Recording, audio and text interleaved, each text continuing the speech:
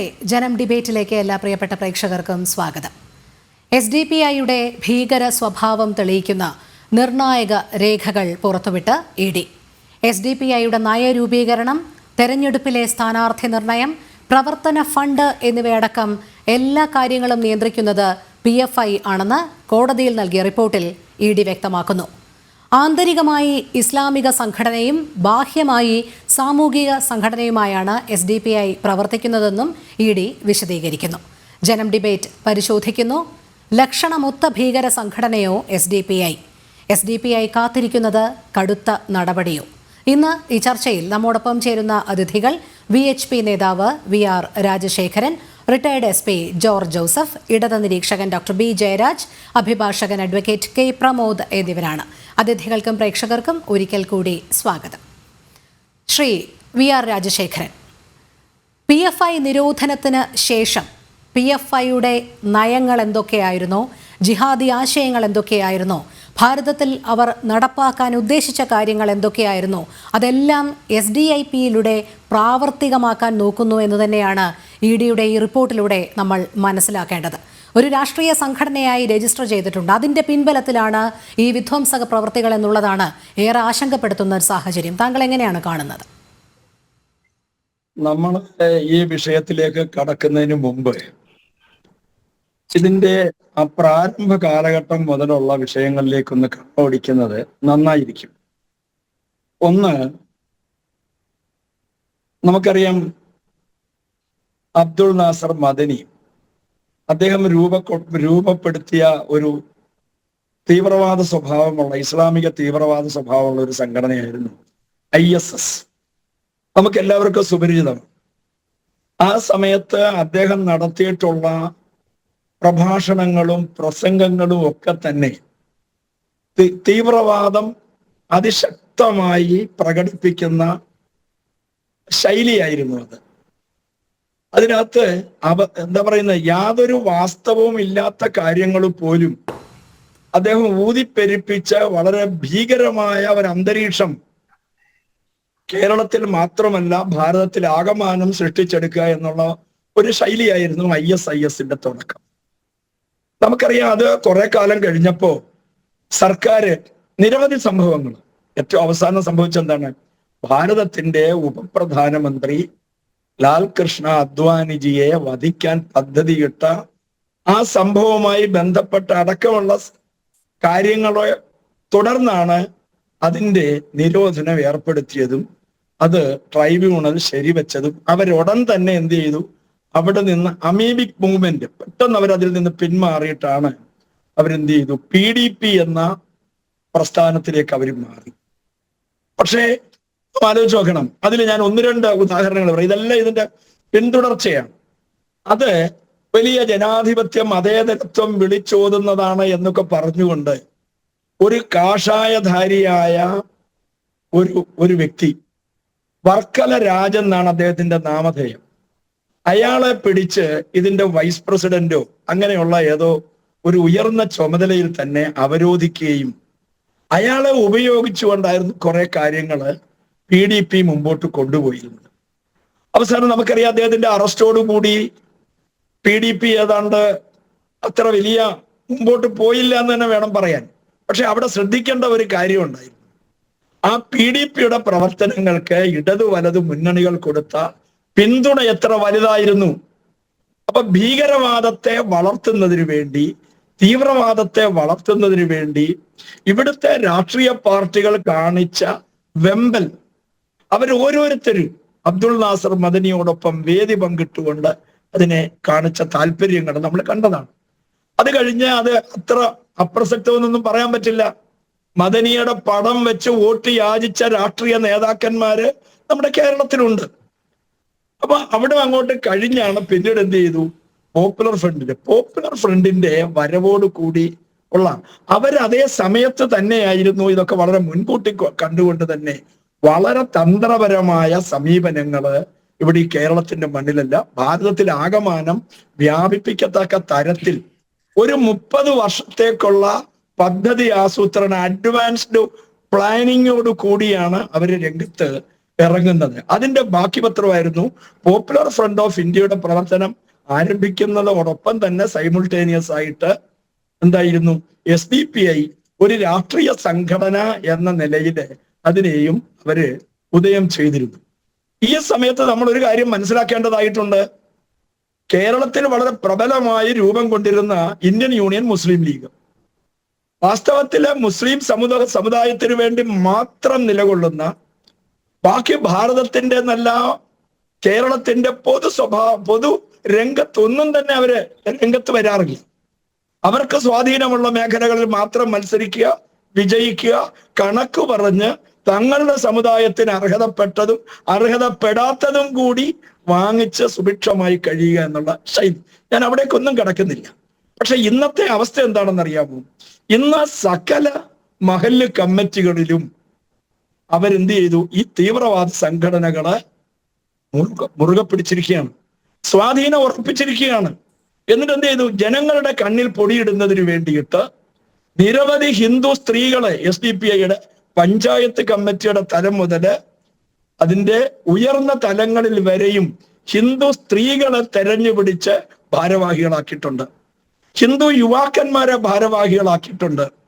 ഈ വർക്കല രാജ് ഞാൻ മനസ്സിലാക്കി ഇന്ന് ISISൽ നിന്ന് PDPയിലേക്കും PDPയിൽ നിന്ന് PFIയിലേക്കും PFIയിലെ അറസ്റ്റും കാര്യങ്ങളും ഒക്കെ വന്ന സമയത്ത് അവിടെ നിന്ന് എവിടേക്ക് വന്നു? അവര് SDPIയിലേക്കും വന്നു. ഇനി നമ്മളൊരു കാര്യം ശ്രദ്ധിക്കേണ്ടത് എന്താണ്? PFIയുടെ നിരോധനം വരുന്നു. PFIയുടെ നിരോധനത്തിന് മുൻപ് നടന്ന ചില സംഭവങ്ങൾ ഉണ്ടായിരുന്നു.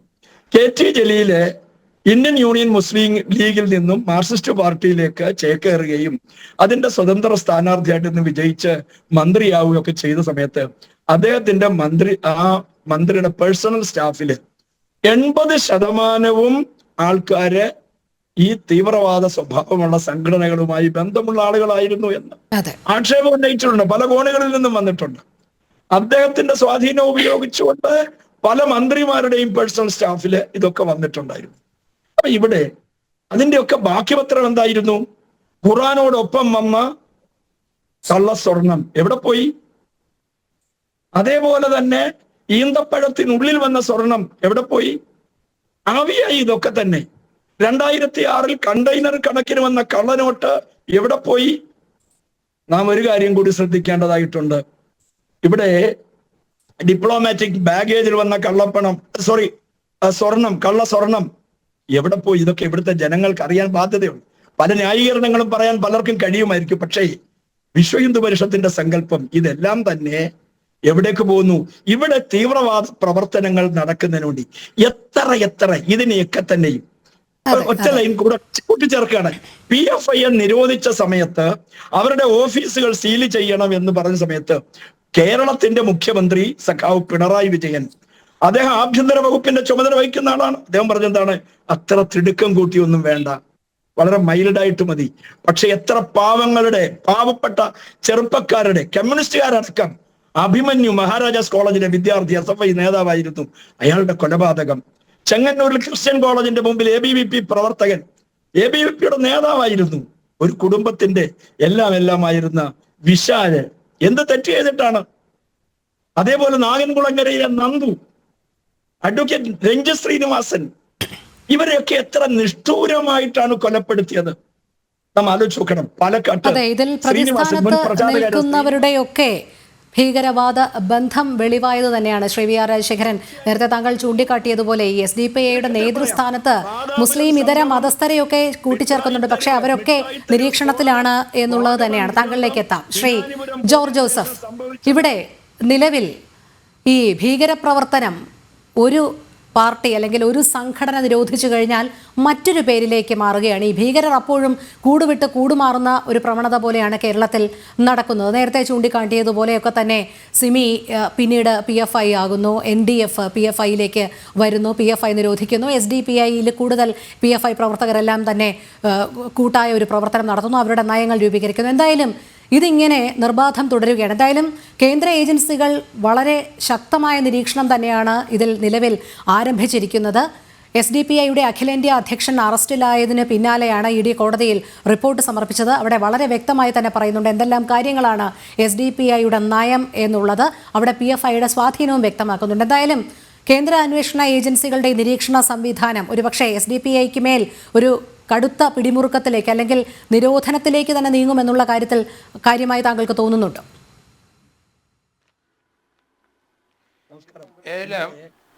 ഈ പോപ്പുലർ ഫ്രണ്ട് നിരോധിച്ച സംഘടനയാണ് ഇന്ത്യയിൽ.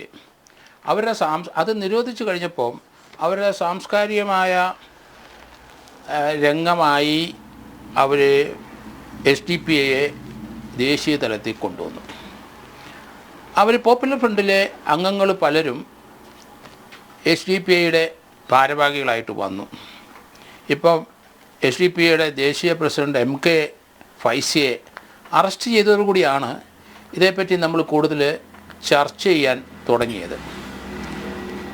SDPIയുടെ പ്രവർത്തന മേഖലകൾ പരിശോധിച്ച് കഴിഞ്ഞാൽ പോപ്പുലർ ഫ്രണ്ട് നിരോധിച്ചു കഴിഞ്ഞപ്പം അവർ ചെയ്ത രാജ്യദ്രോഹ പ്രവർത്തനങ്ങൾ പലതും SDPI എന്ന സാംസ്കാരിക സംഘടനയിലെ കൂടെ കൊണ്ടു നടക്കാൻ അവർ ശ്രമിച്ചു എന്നുള്ളതാണ്. ഇപ്പം പോപ്പുലർ ഫ്രണ്ട് നിരോധിച്ചതോടുകൂടി SDPIയുടെ പ്രവർത്തന മേഖല മങ്ങലേറ്റു എങ്കിലും രഹസ്യമായി പ്രവർത്തിക്കുന്നുണ്ട് എന്ന് വേണം കണക്കാക്കാൻ. ഇപ്പോഴത്തെ ഈ അറസ്റ്റ് തന്നെ അതിലേക്ക് വീണ്ടും NIA ഉൾപ്പെടെയുള്ള ഇന്ത്യയുടെ അന്വേഷണ ഏജൻസികളെല്ലാവരും രംഗത്ത് വന്നിരിക്കുന്നു. റോയും അതുപോലെ തന്നെ IBയും ഒക്കെ രംഗത്ത് വന്നിട്ടുണ്ട്. വിദേശത്തു നിന്ന് പല രീതിയിൽ ഇന്ത്യയിലേക്ക് പണം ഒഴുകുന്നത് ഈ സംഘടനയ്ക്ക് വേണ്ടിയാണ് എന്ന് NIA കണ്ടെത്തിയിട്ടുണ്ട്. നമ്മൾ ഈ ഒരു സംഭവം ഇന്ത്യ വളരെ കരുതലോടെയാണ് ആദ്യം മുതൽ 2016 മുതലെങ്കിലും നോക്കി കാണുന്നത്. നമ്മൾ വിചാരിക്കുന്നത് ഏകദേശം നമുക്കറിയാം ഈ ISISലൊക്കെ അഫ്ഗാനിസ്ഥാനിലും മറ്റും കേരളത്തിൽ നിന്ന് പോയ ആൾക്കാരെ നമ്മൾ മറന്നു പോകരുത്. ഏകദേശം 21ഓളം പേരാണ് ഇവിടെ നിന്ന് പോയത്. അതിൽ 4 പേര് മുസ്ലിം അല്ലാത്ത പെൺകുട്ടികൾ, 2 ക്രിസ്ത്യൻസ് 2 ഹിന്ദു പെൺകുട്ടികളും അവർ അഫ്ഗാനിസ്ഥാനിലേക്ക് പോയി നമ്മൾ കണ്ടു. അതുപോലെ കണ്ണൂരിലെ 2 മുസ്ലിം പെൺകുട്ടികളെ അവരെ NIA അടുത്ത കാലത്ത് അറസ്റ്റ് ചെയ്ത് ഡൽഹി കൊണ്ടുപോയി റിമാൻഡ് ചെയ്തു. അവർ ദുബായിൽ പഠിച്ചവരാണ്, മാതാപിതാക്കൾ ദുബായിലാണ്. പിന്നീട് അവർ കണ്ണൂരിൽ വന്നിരുന്ന് അവർ അതിൽ ഇൻസ്റ്റാഗ്രാമിൽ കൂടെയും അതുപോലെ തന്നെ ചില സോഷ്യൽ മീഡിയയിൽ കൂടി ISന് വേണ്ടി പ്രവർത്തിച്ചു എന്നുള്ളതാണ് കണ്ടെത്തിയത് NIA. അതോടുകൂടി അവരെ ഇവിടുന്ന് അറസ്റ്റ് ചെയ്ത് ഡൽഹി കൊണ്ടുപോയി റിമാൻഡ് ചെയ്ത വിവരം നമ്മൾ മറന്നു പോകരുത്. ഇവരുടെ പ്രവർത്തന മേഖലകൾ കേരളത്തിൽ ഇപ്പോൾ അത്ര സജീവമല്ല. കേരള പോലീസ് വളരെ അലർട്ടാണ്, അതുപോലെ NIA IB എല്ലാം വളരെ അലർട്ടാണ് ഈ കാര്യത്തിൽ. എങ്കിലും അടുത്ത കാലത്ത് ഏറ്റവും നമ്മളെ ഞടുക്കിയൊരു സംഭവം ഉണ്ടായി പാറശാലയിൽ. അവിടെ ഈ പോപ്പുലർ ഫ്രണ്ടിലെ അംഗമായിരുന്ന അല്ലെങ്കിൽ SDPIയുടെ അംഗങ്ങളായിരുന്ന 2 പേര് അവിടുത്തെ ഒരു ASAയെ വെടിവെച്ച് കൊന്നു. അത് വളരെ അധികം രാജ്യത്തെ നടുക്കിക്കളഞ്ഞു. 2 പേര് എന്തായാലും അതിനകത്ത് ഉൾപ്പെട്ടവരിൽ 2 പേരെ ഉടൻ തന്നെ DIG തമിഴ്നാടും കന്യാകുമാരി SPയും അവിടുത്തെ പോലീസും ചേർന്ന് അറസ്റ്റ് ചെയ്തിരുന്നു.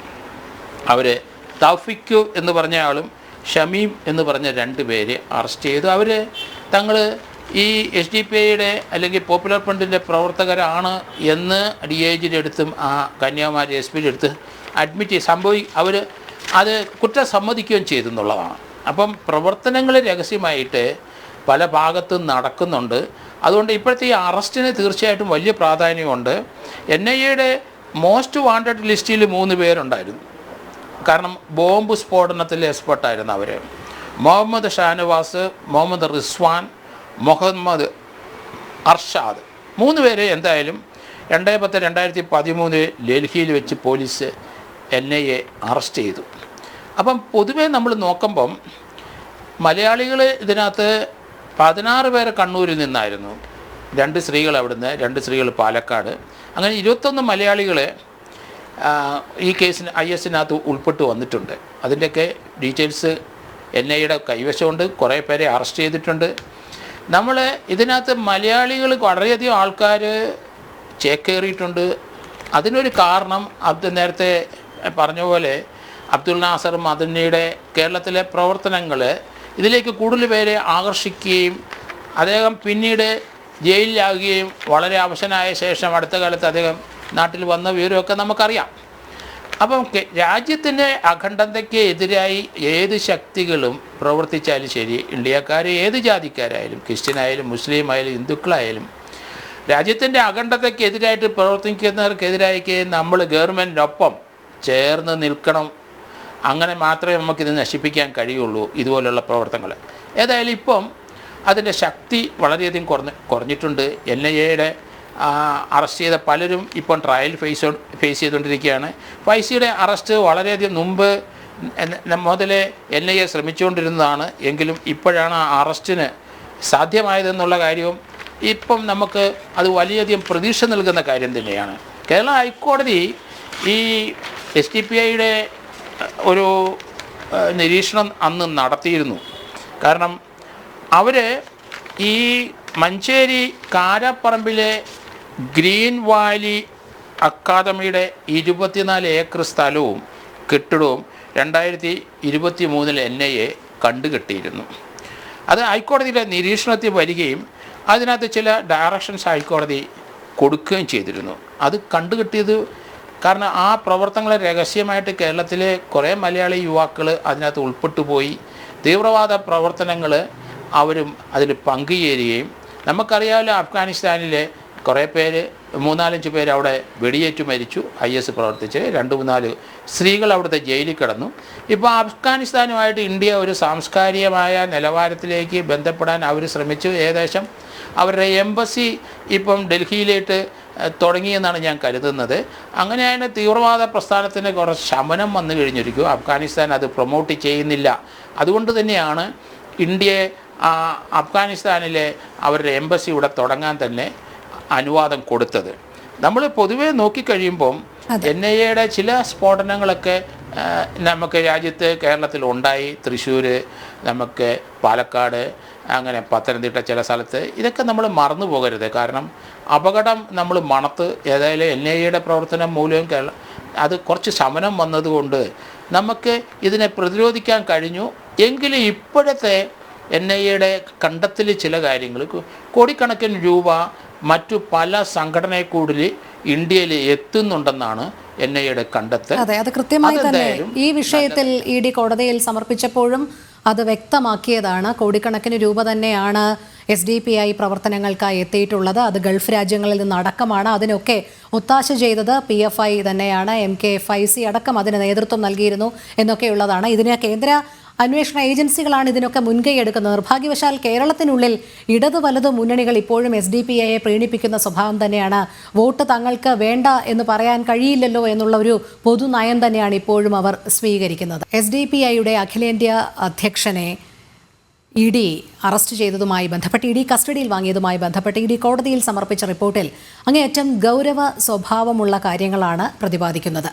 രാജ്യത്തിൻ്റെ അഖണ്ഡതയ്ക്കും സുസ്ഥിരതയ്ക്കും ഒക്കെ ഹാനികരമാകുന്ന പ്രവൃത്തികളാണ് SDPI നടത്തുന്നത്. അതിൽ ഫണ്ട് ശേഖരണം ഉൾപ്പെടെയുള്ള കാര്യങ്ങളും പ്രതിപാദിക്കുന്നുണ്ട്. ഇവിടെ SDPI ഒരു രാഷ്ട്രീയ പാർട്ടിയായ തെരഞ്ഞെടുപ്പ് കമ്മീഷനിൽ രജിസ്റ്റർ ചെയ്തിരിക്കുകയാണ്. ഒരുപക്ഷേ ഒരു രാഷ്ട്രീയ പാർട്ടി നിരോധിക്കേണ്ടതായ സാഹചര്യങ്ങൾ വരുമ്പോൾ ഏതെങ്കിലും രീതിയിൽ രക്ഷപ്പെടാമെന്നുള്ള തന്ത്രമാണോ ഇത്തരത്തിൽ SDPI ഒരു രാഷ്ട്രീയ പാർട്ടിയായി ലേബൽ ചെയ്യപ്പെടുകയും അത് തെരഞ്ഞെടുപ്പ് കമ്മീഷനിൽ രജിസ്റ്റർ ചെയ്യുകയും ചെയ്തത്? കാരണം അവിടെ ആഭ്യന്തര മന്ത്രാലയത്തിൻ്റെ ചില ഇടപെടലുകൾക്ക് ഒരു പരിധി ഉണ്ടാകുമല്ലോ. അതായിരുന്നു ഇവർ ലക്ഷ്യം വെച്ചത്? അതോ എന്തൊക്കെ മാനദണ്ഡങ്ങൾ ഇനി നിരോധനത്തിലടക്കം വരികയാണെങ്കിൽ വേണ്ടിവരും?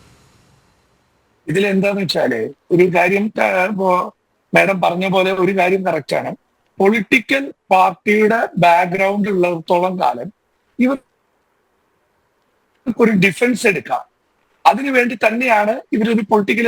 പക്ഷെ ഇതില് പോപ്പുലർ ഫ്രണ്ട് ആയാലും അതുപോലെ ഈ അബ്ദുൽ നാസർ മദനിയുടെ PDP ആയാലും എല്ലാം പൊളിറ്റിക്കൽ ലൈനിൽ ചിന്തിച്ചിരുന്നവരാണ്. ഇതില് ഈ ഇന്നിപ്പോ എന്റെ കയ്യിൽ അതിന്റെ ഒരു കോപ്പി കിട്ടി, പ്രസ് റിലീസ് ചെയ്തിയുടെ. അതിൽ ഏറ്റവും ഇൻട്രസ്റ്റിംഗ് ആയിട്ട് തോന്നിയത് 2013 കേരളത്തിൽ ഒരു FIR രജിസ്റ്റർ ചെയ്തെന്ന് തുടങ്ങിയ ഇൻവെസ്റ്റിഗേഷനാണ് ഇത്. 2013 ഇതിപ്പോ ഈ പറഞ്ഞ പോലെ ഈ പറയുന്ന SDPI എന്ന സംഘടനയെ കുറിച്ച് അവരുടെ ലെറ്ററുകളെല്ലാം കൃത്യമായിട്ട് ആ പ്രസ് റിലീസിൽ വെച്ചിട്ടുണ്ട്. ആ പ്രസ് റിലീസില് വളരെ അത്ഭുതകരമായി തോന്നുന്നത്, ഇവരൊരു ടെററിസ്റ്റ് ഓർഗനൈസേഷനായിട്ട് കണക്ഷൻ ഇല്ലെങ്കിൽ എങ്ങനെയാണ് ഇവർക്ക് ഈ ഫണ്ടിങ്ങുകൾ വരുന്നത്? ഈ ഫണ്ടിങ്ങുകളെല്ലാം ശ്രദ്ധിച്ചോളൂ. ഇപ്പൊ ഇവരുടെ റിപ്പോർട്ട് പ്രകാരം entire funding is from Dubai. അത് എന്ത് പർപ്പസ്? ഇവൻ ഇലക്ഷൻ കമ്മീഷന് മുമ്പിലായാലും ഇപ്പത്തെ നിയമപ്രകാരം, ഇപ്പൊ സുപ്രീം കോടതി വിധി വന്നതിന് പ്രകാരം ഓരോ പൊളിറ്റിക്കൽ പാർട്ടീസും അവർക്ക് വരുന്ന ഫണ്ടിങ്ങിന്റെ ഡീറ്റെയിൽസ് ഫർണിഷ് ചെയ്യണം. SDPI അത് പരിശോധിക്കണം. അതിൽ കള്ളത്തരണ്ടെങ്കിൽ പിടിക്കണം. കേരളത്തിലെ സംബന്ധിച്ച് എന്താ വെച്ചാൽ ഈ SDPI എന്ന സംഘടന ഏറ്റവും കൂടുതൽ നിലനിൽക്കുന്നത് കേരളത്തിലാണ്. ഇതിന്റെ നേതാക്കന്മാര്, ഇപ്പൊ മേഡം കുറച്ചു നേരത്തെ പറഞ്ഞു, പത്മനാഭൻ സാറ് പറഞ്ഞു, ജോസഫ് സാർ അത് തന്നെയാ പറയുന്നത്. കാരണം ഇവിടുന്ന് അറസ്റ്റ് ചെയ്ത ആളുകൾ, നിങ്ങളൊന്ന് ആലോചിക്കണം, കേരളത്തിൽ നിന്ന് NIA വന്ന് അറസ്റ്റ് ചെയ്യാണ്. അത് കേരള പോലീസ് അറിയുന്ന അവസാന മിനിറ്റിൽ എയർപോർട്ടിൽ വന്ന് അവർക്ക് ഇവിടുന്ന് ഡൽഹിക്ക് കൊണ്ടുപോകുന്ന സമയം മാത്രമാണ് ലോക്കൽ പോലീസിനെ അറിയിക്കുന്നുള്ളൂ. കാരണം എന്താ വെച്ചാൽ ഇവിടെ ലോക്കൽ പോലീസിലും ഇവരുടെ സ്ലീപ്പർ സെല്ലുകളും ഉണ്ട്.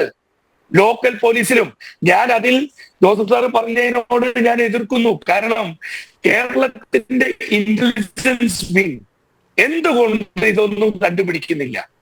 കാരണം ഇന്ത്യയിലെ എല്ലാ സംസ്ഥാനങ്ങളിലുള്ള പോലീസുകാരെ ഒരു കാര്യം ശ്രദ്ധിക്കണം, നമ്മൾ ഇന്ത്യ മഹാരാജ് കിട്ടിയാൽ കേരള പോലീസും ഇതിന് ഇന്റിമേഷൻ എല്ലാം കൊടുക്കണം. ഇവിടെ ഏറ്റവും രസകരമായ കാര്യം, ഇപ്പൊ കുറച്ചു നേരത്തെ ഒരു സാറ് പറഞ്ഞ പോലെ 16-17 പേരെ അറസ്റ്റ് ചെയ്ത് കൊണ്ടുപോവാണ്. മലപ്പുറത്ത് നിന്നൊക്കെ രാത്രി വന്ന് 1 മണിക്ക് അറസ്റ്റ് ചെയ്തിട്ട് ഇത് കേരള പോലീസ് അറിയുന്നത് എപ്പോഴാണ്? അവരെല്ലാം എയർപോർട്ടിൽ എത്തിച്ചതിന് ശേഷം ലോക്കൽ എയർപോർട്ട് സ്റ്റേഷന്റെ അറിയിപ്പ് NIA കൊടുത്തിട്ടാണ് കൊണ്ടുപോകുന്നത്. അപ്പൊ മാത്രം. അപ്പൊ ഇവിടുത്തെ ഇന്റലിജൻസ് വിങ് എത്ര വീക്കാണ്? ഒന്നില്ലെങ്കിൽ ഇന്റലിജൻസ് വിങ് റിപ്പോർട്ട് കൊടുക്കുന്നു, ഭരിക്കുന്ന പാർട്ടി, അത് കോൺഗ്രസ് ആയാലോ കമ്മ്യൂണിസ്റ്റ് ആയാലോ, അവരിതിന് അത്ര വലിയൊരു ഇമ്പോർട്ടൻസ് കൊടുക്കാതെ യാതൊരു വിവരങ്ങളും ചോർത്താതെ മുന്നോട്ട് പോകുന്നു. അതൊരു ശരിയായ നടപടിയല്ല. പിന്നെ ED ഫയൽ ചെയ്ത റിപ്പോർട്ട്, ഞാൻ അതിന്റെ ഒരു കോപ്പി കണ്ടു. എനിക്ക് സർപ്രൈസിംഗ് ആയിട്ട് തോന്നിയത് അവരുടെ ലെറ്ററിൽ തന്നെ പറയുന്നു, ഇസ്ലാമിക് സ്റ്റേറ്റ്, അതായത് അവരുടെ ക്ലോസ് നമ്പർ 5 അവർ purpose is an Islamic movement എന്താണ് പറയുന്നത്? അത് നമ്മുടെ രാജ്യത്തിന്റെ സുരക്ഷയ്ക്ക് വരെ ഭീഷണിയാകുന്ന കാര്യങ്ങളാണ് എഴുതി വെക്കുന്നത്. ഇന്ത്യ മഹാരാജ്യത്തെ എല്ലാ ജാതിയിൽപ്പെട്ടവർക്കും ജീവിക്കേണ്ടതാണ്. ഇവിടെ ഈ പറയുന്ന പോലെ ഒരു എന്തിന്റെ തീവ്രവാദിത്തരം ശരിയായ നടപടിയല്ല എന്ന് വിശ്വസിക്കുന്ന ആളാണ് ഞാൻ. അത് ഹിന്ദു ആയാലും ക്രിസ്ത്യാനി ആയാലും മുസ്ലിം ആയാലും അല്ല. ഇവിടെ ഇപ്പൊ സാറ് പറഞ്ഞ പോലെ മുസ്ലിം സംഘടനകൾ, എല്ലാ സംഘടനകളും ഈ ഒരു കാര്യത്തിൽ പഴി കേൾക്കേണ്ടി വരികയാണ് ഇവരുടെ പ്രവർത്തികൾ കാരണം. അതിൽ തീരുമാനമെടുക്കേണ്ടത് ഇവിടുത്തെ പൊളിറ്റീഷ്യൻസ് ആണ്. കേന്ദ്രം എല്ലാത്തിനും ഭാഗ്യം ഇപ്പോ മേഡം പറഞ്ഞ പോലെ ഡൽഹിയിൽ ആണ് അറസ്റ്റ്, ചിലതിൽ ബാംഗ്ലൂരിൽ നിന്നാണ് അറസ്റ്റ്. ഇത് കേരളത്തിലായിരുന്നെങ്കിൽ കളി മാറി. എല്ലാത്തിലും UP എപ്പോഴും കുറ്റം പറഞ്ഞുകൊണ്ടിരിക്കും. ഇവിടെ ഞാൻ ഇതിലൊന്നല്ല, രാജ്യത്തിന്റെ security that is prime important to all the state police. അവരെന്തുകൊണ്ട് മിണ്ടുന്നില്ല? അവരുടെ ഇന്റലിജൻസ് വിങ് എവിടെ പോയി? ഇദ്ദേഹം, ഞാൻ തൃശ്ശൂരുകാരനാ, തൃശ്ശൂര് പട്ടിക്കാട് സ്വദേശിയാണ് ആള്. അദ്ദേഹത്തിന്റെ ഫംഗ്ഷനിൽ മോണിറ്റർ ചെയ്യാൻ ഇവിടുത്തെ കേരളത്തിന്റെ ഇന്റലിജൻസ് വിങ്ങിന് പറ്റിയില്ല എന്ന് പറഞ്ഞാൽ അത് വലിയൊരു നാണക്കേടാണ്. അദ്ദേഹം ഇങ്ങനത്തെ പ്രവർത്തികളിൽ പങ്കെടുത്തു. ഇദ്ദേഹത്തിന് ഞാൻ നോക്കുമ്പോ ദർ ഇസ് മോർ ദാൻ 12 നോട്ടീസുകൾ അയാൾക്ക് ഇഷ്യൂ ചെയ്തിട്ടുണ്ട്. വാറന്റ് ഇഷ്യൂ ചെയ്തിട്ടുണ്ട്. ഈ വാറന്റ് എക്സിക്യൂട്ട് ചെയ്യേണ്ടതാണ് സംസ്ഥാനത്തിലെ വാറന്റ് എക്സിക്യൂട്ട് ചെയ്യാൻ NIAക്ക് വന്നിട്ട് എന്താ പറയാ ED വന്നിട്ട് എക്സിക്യൂട്ട് ചെയ്തൊക്കെ. അതുപോലെ നോട്ടീസ് സെർവ് ചെയ്തിട്ടുണ്ട് 12 പ്രാവശ്യം. ഇതിലെല്ലാം സൈലന്റ് സ്പെക്ടേറ്റേഴ്സ് ആണ് ഇവിടുത്തെ ചില പൊളിറ്റീഷ്യൻസ്. അങ്ങനെ തന്നെ പറയണം. ഇപ്പൊ ആർക്കും ബുദ്ധിമുട്ട് തോന്നില്ല. നിങ്ങൾ നോക്കൂ, കുട്ടികൾ അറ്റാക്ക് ചെയ്യപ്പെടുന്നു. അപ്പോ ആരും ശ്രദ്ധിച്ചില്ല. ഇപ്പൊ അത് മയക്കുമരുന്ന് ലോബിയുടെ ഭാഗമായി വന്നിരിക്കുകയാണ്. ഈ മയക്കുമരുന്ന് ലോബിയുടെ ഭാഗമായി വരുമ്പോ ഇതിലെല്ലാം ഫണ്ടിങ് ഇല്ലീഗലാണ്. അത് ഒരാളും ശ്രദ്ധിക്കുന്നില്ല. ഒരു പ്രശ്നം വരുമ്പോ മാത്രമാണ് നമ്മളെല്ലാത്തിലും അലേർട്ട് ആവുന്നത്. എന്റെ ഒരു അഭിപ്രായത്തില് ഈ ഇലക്ഷൻ കമ്മീഷനിൽ കൃത്യമായ സെൻട്രൽ ഗവൺമെന്റിന്റെ ഒരു റെപ്രസെന്റേഷൻ വെച്ച് ഇവരുടെ എൻറ്റയർ ആക്ടിവിറ്റീസ്, ഇവരുടെ എൻറ്റയർ ഫണ്ടിങ് പരിശോധിച്ച് ഇവരുടെ ഇലക്ഷൻ കമ്മീഷൻ തന്നെ ഇവരുടെ ഈ രജിസ്ട്രേഷൻ ഇവർക്ക് കൊടുത്തിട്ടുള്ള അധികാരങ്ങൾ അത് കട്ട് തന്നെ വേണം. അല്ലാതെ ഇരുന്നാൽ ഇതുപോലെ ഓരോരുത്തരും ചെയ്തു തുടങ്ങും. ഇന്ന് ഇവർ ചെയ്യുന്നു.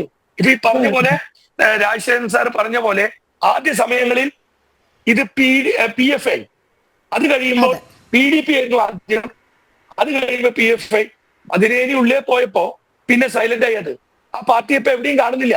എന്നാലും രണ്ട് പാർട്ടിക്കാരും ഇതിലെ UDF ആയാലും LDF ആയാലും സദസ്സിൽ ഇരുത്തി ഇവരുടെ ചെറിയ വോട്ട് ഇവർക്ക് ഉണ്ടാവുമായിരിക്കും, അനുയായികൾ ഉണ്ടാവും.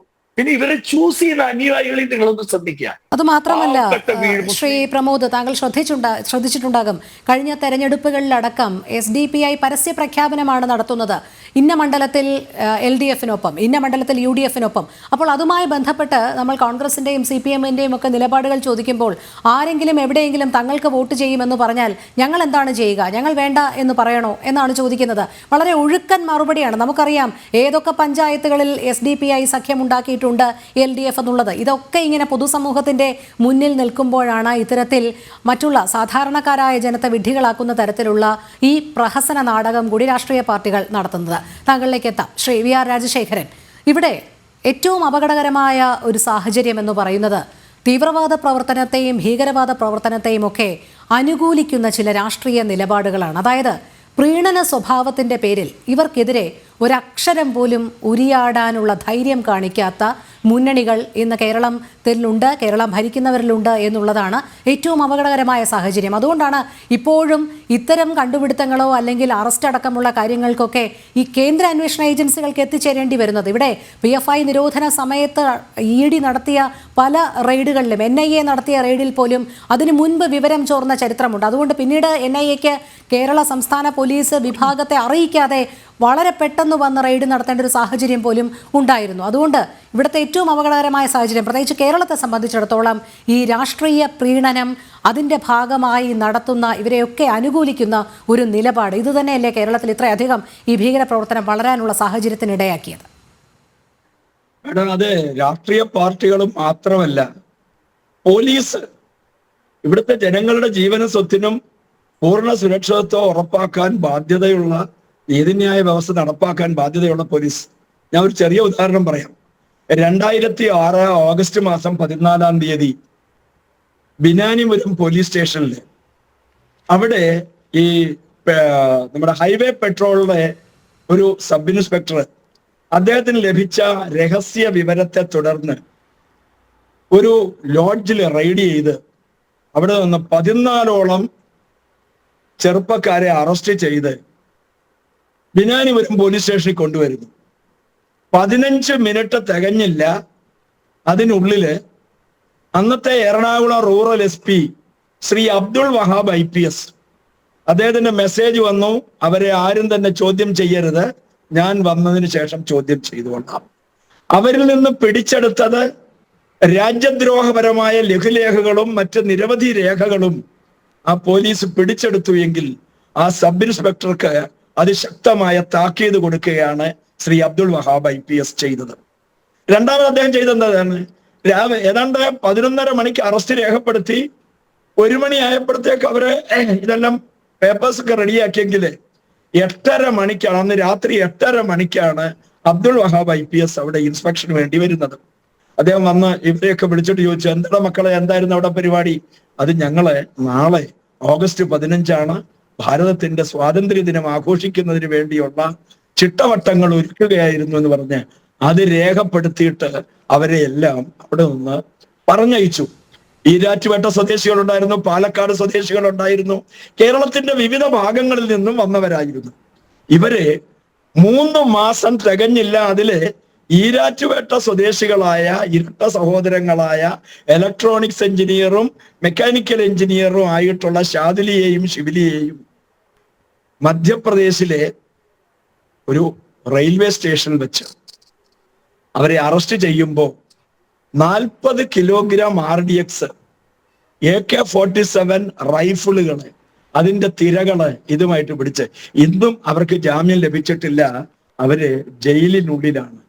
നാം ആലോചിച്ചോട്ടെ. പിന്നീട് ഇങ്ങോട്ട് ഓരോ സംഭവങ്ങൾ പറയാം. നാദാപുരം സംഭവം, മിഠായി തെരുവ് സ്ഫോടനം, വാഗമൺ ദുരന്തം, എന്തിനേറെ ശബരിമലയോട് ഏറ്റവും അടുത്ത് കിടക്കുന്ന പത്തനംതിട്ട ജില്ലയിലെ കോന്നി താലൂക്കിലെ കുമ്മണ്ണൂരിനടുത്ത് നെല്ലിക്കാപ്പാറയിൽ അവരുടെ ഇസ്ലാമിക ഭീകരന്മാരുടെ തീവ്രവാദ പരിശീലന കേന്ദ്രങ്ങളും പരീക്ഷണ കേന്ദ്രങ്ങളുമായിരുന്നു. കാശ്മീരിനേക്കാൾ ഭയങ്കര സുരക്ഷിതത്വം, അവർക്ക് എല്ലാ സൗകര്യങ്ങളും കിട്ടുന്ന കേന്ദ്രമായിരുന്നു കേരളം. ഇതൊന്നും തന്നെ, ഇതിന് പച്ച വെളിച്ചം പോലീസ് ഉണ്ടായിരുന്നു. പോലീസിനുള്ളിൽ അവരുടെ സ്ലീപ്പർ സെല്ലുകൾ എല്ലായിടത്തും പ്രവർത്തിക്കുന്നു. ഞാനതാണ് നേരത്തെ സൂചിപ്പിച്ച് മന്ത്രിമാരുടെ പേഴ്സണൽ സ്റ്റാഫിലടക്കം സ്വാധീനം ഉറപ്പിച്ചു. അന്ന് വിശ്വ ഹിന്ദു പരിഷത്ത് അടക്കമുള്ള ഹിന്ദു സംഘടനകൾ പറഞ്ഞു, മാർക്സിസ്റ്റ് പാർട്ടി അവർ പകൽ സമയത്ത് DYFI, രാത്രി ഇസ്ലാമിക തീവ്രവാദ പ്രവർത്തനം നടക്കുന്നു. നിരവധി പള്ളികൾ കേന്ദ്രീകരിച്ചുകൊണ്ട് അവരുടെ ആയുധ പരിശീലനം അടക്കം പോലീസിന്റെ ശ്രദ്ധയിൽപ്പെടുത്തിയിട്ടുണ്ടെങ്കിൽ കേരള പോലീസ് അനങ്ങാൻ പാറ നയം സ്വീകരിച്ചു. അപ്പൊ ഇവിടെ ഇടത് വലത് മുന്നണികൾ മാത്രമല്ല, പോലീസും ഭരണവർഗവും ഒക്കെ തന്നെയും ഇവർക്ക് മതിയായ പ്രോത്സാഹനം കൊടുക്കുന്ന ഭാരതത്തിലെ ഏക സംസ്ഥാനം അത് കേരളമായിരുന്നു. അതുകൊണ്ടാണ് അവർ ഇത്രത്തോളം തഴച്ചു കൊഴുത്തു വളർന്നത്. ഏതെല്ലാം തരത്തിലുള്ള സ്ഫോടനാത്മകമായ അവസ്ഥാവിശേഷം സൃഷ്ടിക്കാൻ അവർ തയ്യാറായി. നമുക്കറിയാം, ഈ സിറ്റിസൺഷിപ്പ് അമെന്റ്മെന്റ് ബില്ല് വന്ന സമയത്ത് വ്യാജ പ്രചരണങ്ങൾ മാധ്യമ രംഗത്ത് പ്രവർത്തിക്കുന്ന ആളുകൾ അടക്കം നാം ആലോചിച്ച് നോക്കണം എന്തെല്ലാം പ്രശ്നങ്ങൾ സൃഷ്ടിച്ചു. മാർക്സിസ്റ്റ് പാർട്ടിയുടെ നേതാക്കന്മാര്, UDF നേതാക്കന്മാര്, അതാ ഞാൻ പറഞ്ഞത്, ആരെങ്കിലും ഇന്ത്യൻ യൂണിയൻ മുസ്ലിം ലീഗ് അടക്കം അല്ലെ മുസ്ലിം സമൂഹത്തിലെ നല്ലവരായ നിരവധി ആളുകളുണ്ട്, സമ്മതിക്കുന്നു. പക്ഷെ അവരാരും തന്നെ ഈ തെറ്റിനെ ചൂണ്ടിക്കാണിക്കാനോ ഇതിനെ എതിർക്കാനോ അവരാരും തയ്യാറല്ല.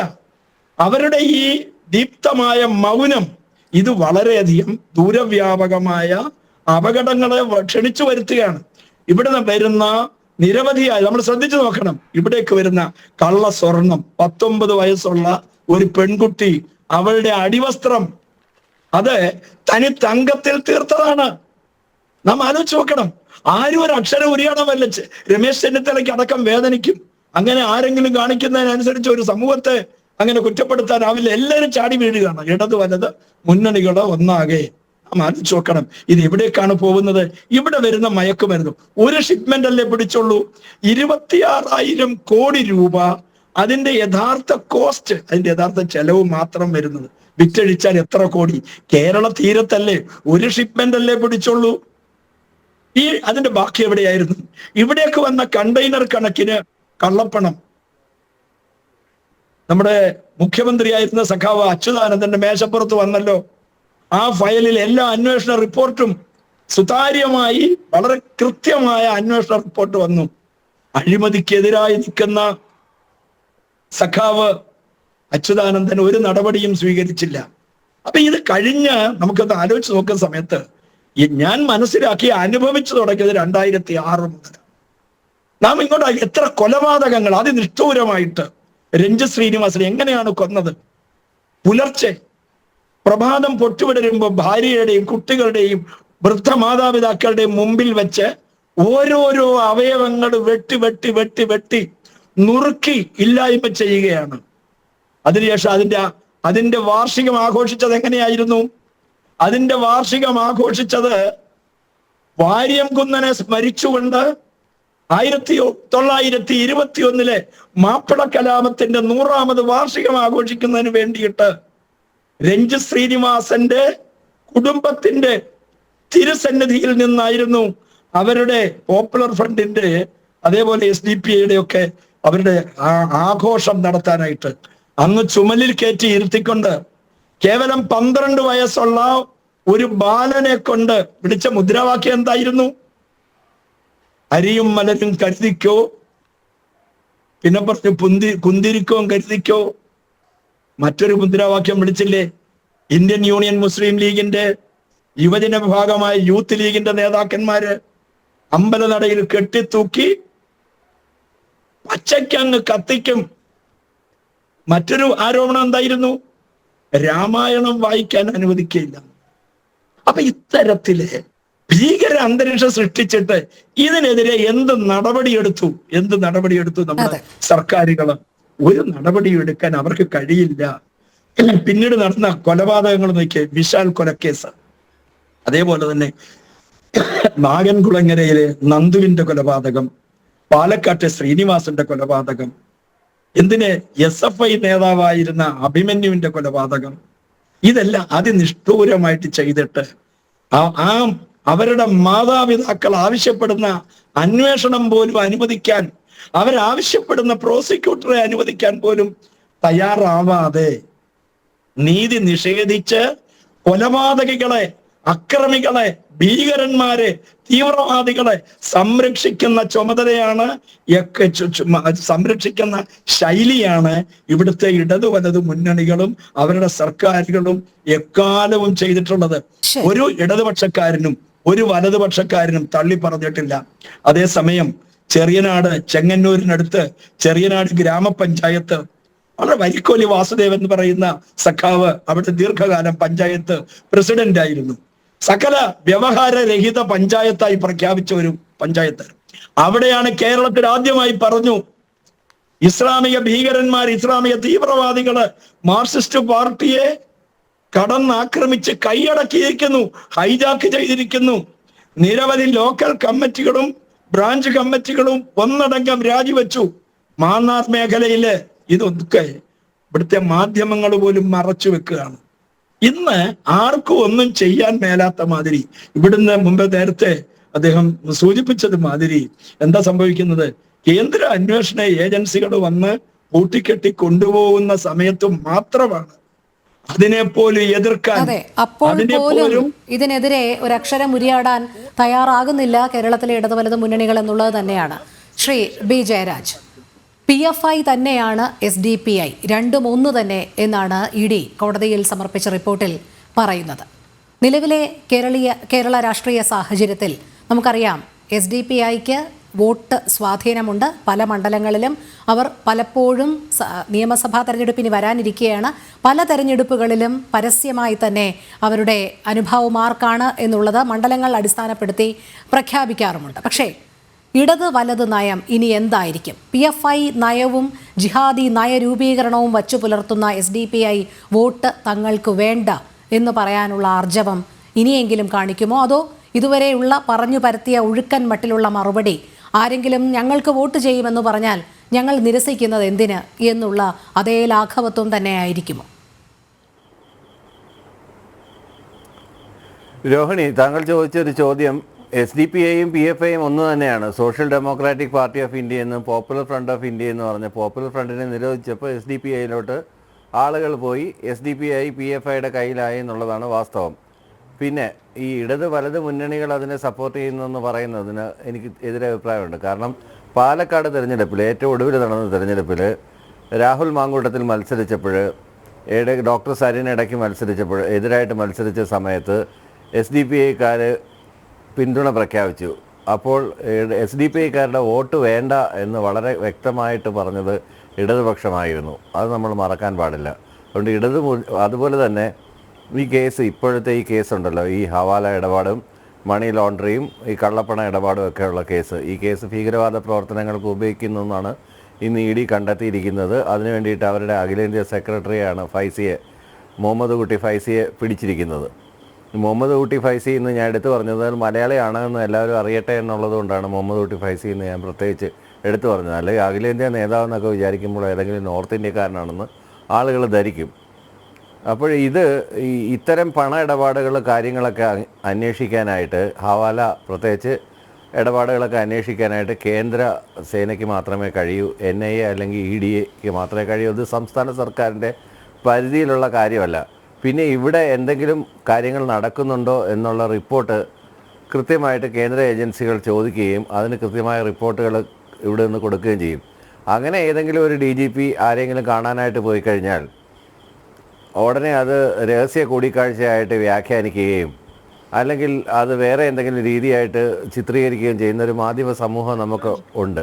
ഇതുപോലെ ഇവർ നടത്തിയിട്ടുള്ള കൊലപാതകങ്ങൾ, വിധ്വംസക പ്രവർത്തനങ്ങൾ, ഇതൊന്നും മതരാഷ്ട്രവാദികൾ ഇവരുടെ എല്ലാം ഈ നേരത്തെ നമ്മൾ സൂചിപ്പിച്ച് ഇവിടെ ചർച്ച ഞാൻ കേട്ടിട്ടുണ്ടെന്ന് കുറച്ച്. അപ്പോൾ അതിനകത്ത് പറഞ്ഞതുപോലെ ഇവർ ഈ ദളിത് ആളുകളെ ഒരുമിപ്പിച്ചുകൊണ്ട്, അംബേദ്കറിൻ്റെ പടം എടുത്തുകൊണ്ട്, റിപ്പബ്ലിക്കിൻ്റെ കാര്യം പറഞ്ഞുകൊണ്ട്, അല്ലെങ്കിൽ പിന്നോക്ക വിഭാഗങ്ങളെ ഒരുമിപ്പിച്ചുകൊണ്ട് ഒരു മതരാഷ്ട്രവാദമാണ് ഇവർ വിഭാവനം ചെയ്യുന്നത്. അത് ഭാരതത്തിൽ നടക്കാൻ പോകുന്നില്ല എന്നുള്ളത് വേറൊരു സത്യമാണ്.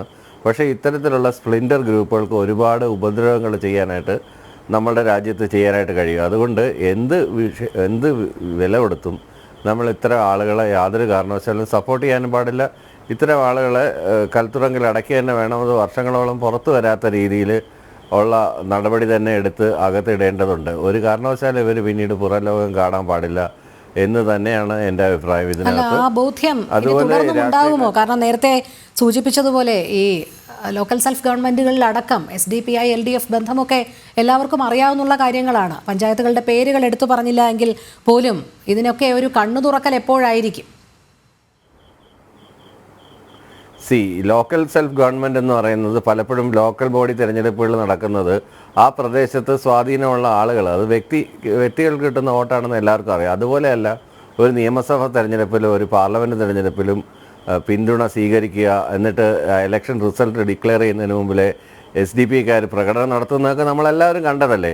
അപ്പോൾ ഏതവസ്ഥയിലൂടെയും ഏത് ഭീകരവാദിയാണെങ്കിലും രാജ്യത്തിന് എന്ത് സംഭവിച്ചാലും ശരി തന്നെ ഞങ്ങൾക്ക് അധികാരത്തിൽ വേണം എന്ന് പെട്ടെന്ന് കരുതുന്ന ഒരു പാർട്ടിയായി കോൺഗ്രസ് അധപ്പതിച്ചിരിക്കുന്നു. അതിന്റെ ഭാഗമായിട്ടാണ് അവർ യാതൊരു മറയില്ലാതെ അവർ വോട്ട് തരാമെന്ന് SDPI LDF-നും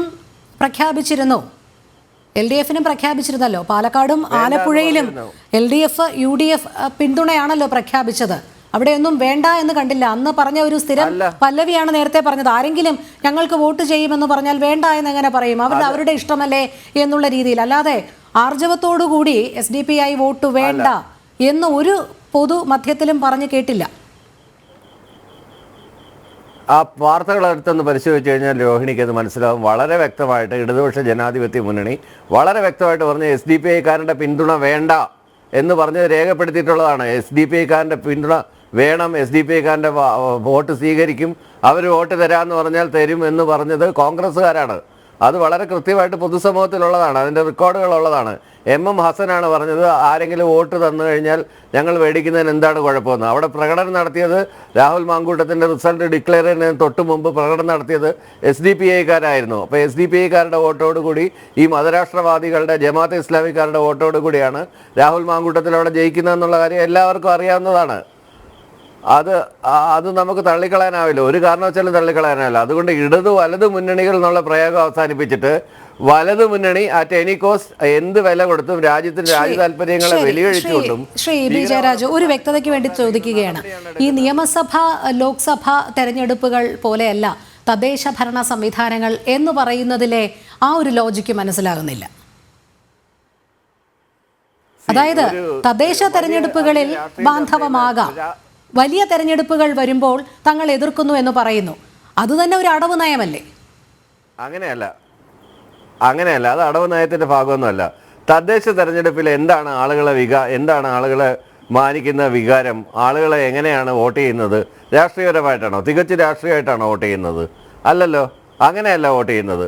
സ്വാധീനമുള്ള ഒരാൾ അല്ലെങ്കിൽ ഒരു വ്യക്തി, ആ വ്യക്തി പ്രഭാവം, അങ്ങനെയൊക്കെയുള്ള കാര്യങ്ങൾക്കാണ് വോട്ട് ചെയ്യുന്നത്. അപ്പോൾ അങ്ങനെയുള്ള സാഹചര്യങ്ങളിൽ ചില ആളുകൾ പിന്തുണ കൊടുത്തേക്കാം, ചില ആളുകൾ പിന്തുണ കൊടുത്തിരിക്കാം. ഇനിയുള്ള തെരഞ്ഞെടുപ്പുകൾ, ഇനി വരാൻ പോകുന്ന തെരഞ്ഞെടുപ്പിൽ ആർജവത്തോടെ തന്നെ പറയുകയാണ്, ഇടതുപക്ഷ ജനാധിപത്യ മുന്നണിക്ക് ഇത്തരം വർഗീയ സംഘടനകളുടെ വോട്ട് വേണ്ട, അതിനകത്ത് യാതൊരു സംശയം വേണ്ട. ശരി, പക്ഷേ ഈ തദ്ദേശ തെരഞ്ഞെടുപ്പിൽ എന്ത് വ്യക്തി പ്രഭാവമാണ് ശ്രീ ബി ജയരാജ്? ഇവരുടെ നയവും പ്രവർത്തനങ്ങളും ഒക്കെ വ്യക്തമാകുമ്പോൾ ഈ വ്യക്തി പ്രഭാവം എന്ന് പറയുന്നത് എന്ത് പ്രഭാവത്തിന്റെ പുറത്താണ് അത് സ്വീകരിക്കുന്നതെന്ന് മനസ്സിലാകുന്നില്ല. ശ്രീ ജോർജ് ജോസഫ്, ഇവിടെ മുഹമ്മദ് കുട്ടി ഫൈസിക്കെതിരെ കള്ളപ്പണം വെളുപ്പിക്കൽ ആരോപണവും ഉണ്ട്. അതുമാത്രമല്ല, നേരത്തെ പറഞ്ഞതുപോലെ ഈ വിധ്വംസക പ്രവർത്തനങ്ങൾക്കായി ശേഖരിച്ച ഫണ്ടിൽ ഭൂരിഭാഗവും നേരിട്ട് കൈമാറിയതാണ് എന്നുള്ള രേഖകളും ED കോടതിക്ക് മുൻപാകെ സമർപ്പിച്ചിട്ടുണ്ട്. വലിയ രീതിയിൽ രാജ്യത്തിനകത്ത് ഭീകരവാദ പ്രവർത്തനം ലക്ഷ്യം വെച്ചുകൊണ്ട് തന്നെയാണ് ഈ ഫണ്ട് ശേഖരണം നടന്നിരിക്കുന്നത്. ഇവിടെ SDPI-യുടെ സ്ഥാനാർത്ഥികളെ അടക്കം നിശ്ചയിക്കുന്നത് PFI ആണ്. PFI-യുടെ സ്വഭാവം അറിയാം. അതുകൊണ്ടാണ് ED ആ റിപ്പോർട്ടിൽ വ്യക്തമായി പറയുന്നത് PFI-യും SDPI-യും ഒന്ന് തന്നെ എന്നുള്ളത്. ഇവിടെ ഒരു സംഘടന രാജ്യത്തിനെതിരായി പ്രവർത്തിക്കുമ്പോൾ, അത് ഇപ്പോൾ തെരഞ്ഞെടുപ്പ് കമ്മീഷനിൽ രജിസ്റ്റർ ചെയ്തിരിക്കുന്ന ഒരു രാഷ്ട്രീയ പാർട്ടിയാണെങ്കിൽ പോലും അവർക്കെതിരെ സ്വീകരിക്കേണ്ട മാർഗങ്ങൾ എന്തൊക്കെയാണ് ഇനി തുടർന്നും? എന്തായാലും EDയുടെ കണ്ടെത്തൽ ഒരു പുതുമയാണെന്ന് എനിക്ക് തോന്നുന്നില്ല.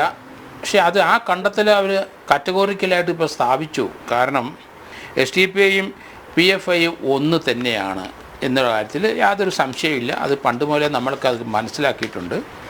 എന്നാലും ഈ പോപ്പുലർ ഫ്രണ്ട് നമ്മൾ എവിടെ സ്ഥാപിച്ചു എന്ന് നമ്മൾ നോക്കണം. അത് കോഴിക്കോട് മീൻചന്തയിലാണ് സ്ഥാപിച്ചത്. 2006 പോപ്പുലർ ഫ്രണ്ട് മീൻചന്തയിൽ സ്ഥാപിച്ചത്. അതിനുശേഷം ദക്ഷിണേന്ത്യയിൽ പ്രത്യേകിച്ചും 14 സ്റ്റേറ്റുകളിൽ ഇവരുടെ സംഘടന വ്യാപിപ്പിച്ചു. അതിൽ ഭൂരിപക്ഷം സ്ഥലങ്ങളിലും മലയാളികൾ ആ സംഘടനയുടെ മുൻനിരയിലുണ്ടായിരുന്നു. അപ്പം പോപ്പുലർ ഫ്രണ്ട് ഒരു മലയാളിയുടെ സംഭാവനയായിട്ട് മാത്രമേ തുടക്കത്തിൽ ഇത് വന്നിട്ടുണ്ടായിരുന്നുള്ളൂ. പിന്നീട് അത് ദക്ഷിണേന്ത്യയിലും പ്രത്യേകിച്ച് 14-18 സ്റ്റേറ്റോളം അത് വ്യാപിക്കുകയും ചെയ്തു. പക്ഷേ ഇവിടെ അന്നും ഇന്നും സ്ലീപ്പിംഗ് സെല്ലുണ്ടെന്നാണ് ഞാൻ കരുതുന്നത്. ഏതായാലും ഗവൺമെൻറ് നടപടി ഒന്നും എടുത്തില്ലെങ്കിലും അന്നത്തെ DGP ബെഹ്റ റിട്ടയർ ചെയ്യുന്ന അന്ന് ഒരു പ്രസ്താവന നടത്തി.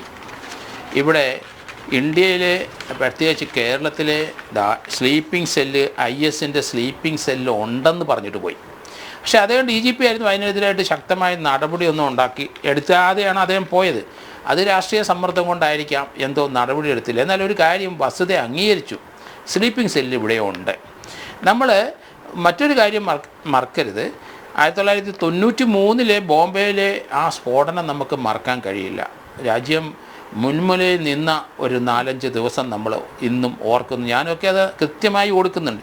257 പേരാണ് അന്ന് കൊല്ലപ്പെട്ടത്. 713 പേർക്ക് അതിന് പരിക്കുണ്ടായി. അതിനകത്ത് ഞാനത് പറയാൻ കാരണം 4 ഭീകര പേര് ഗുജറാത്തിൽ നിന്ന് ആ പ്രശ്നത്തിലുണ്ടായിരുന്നു.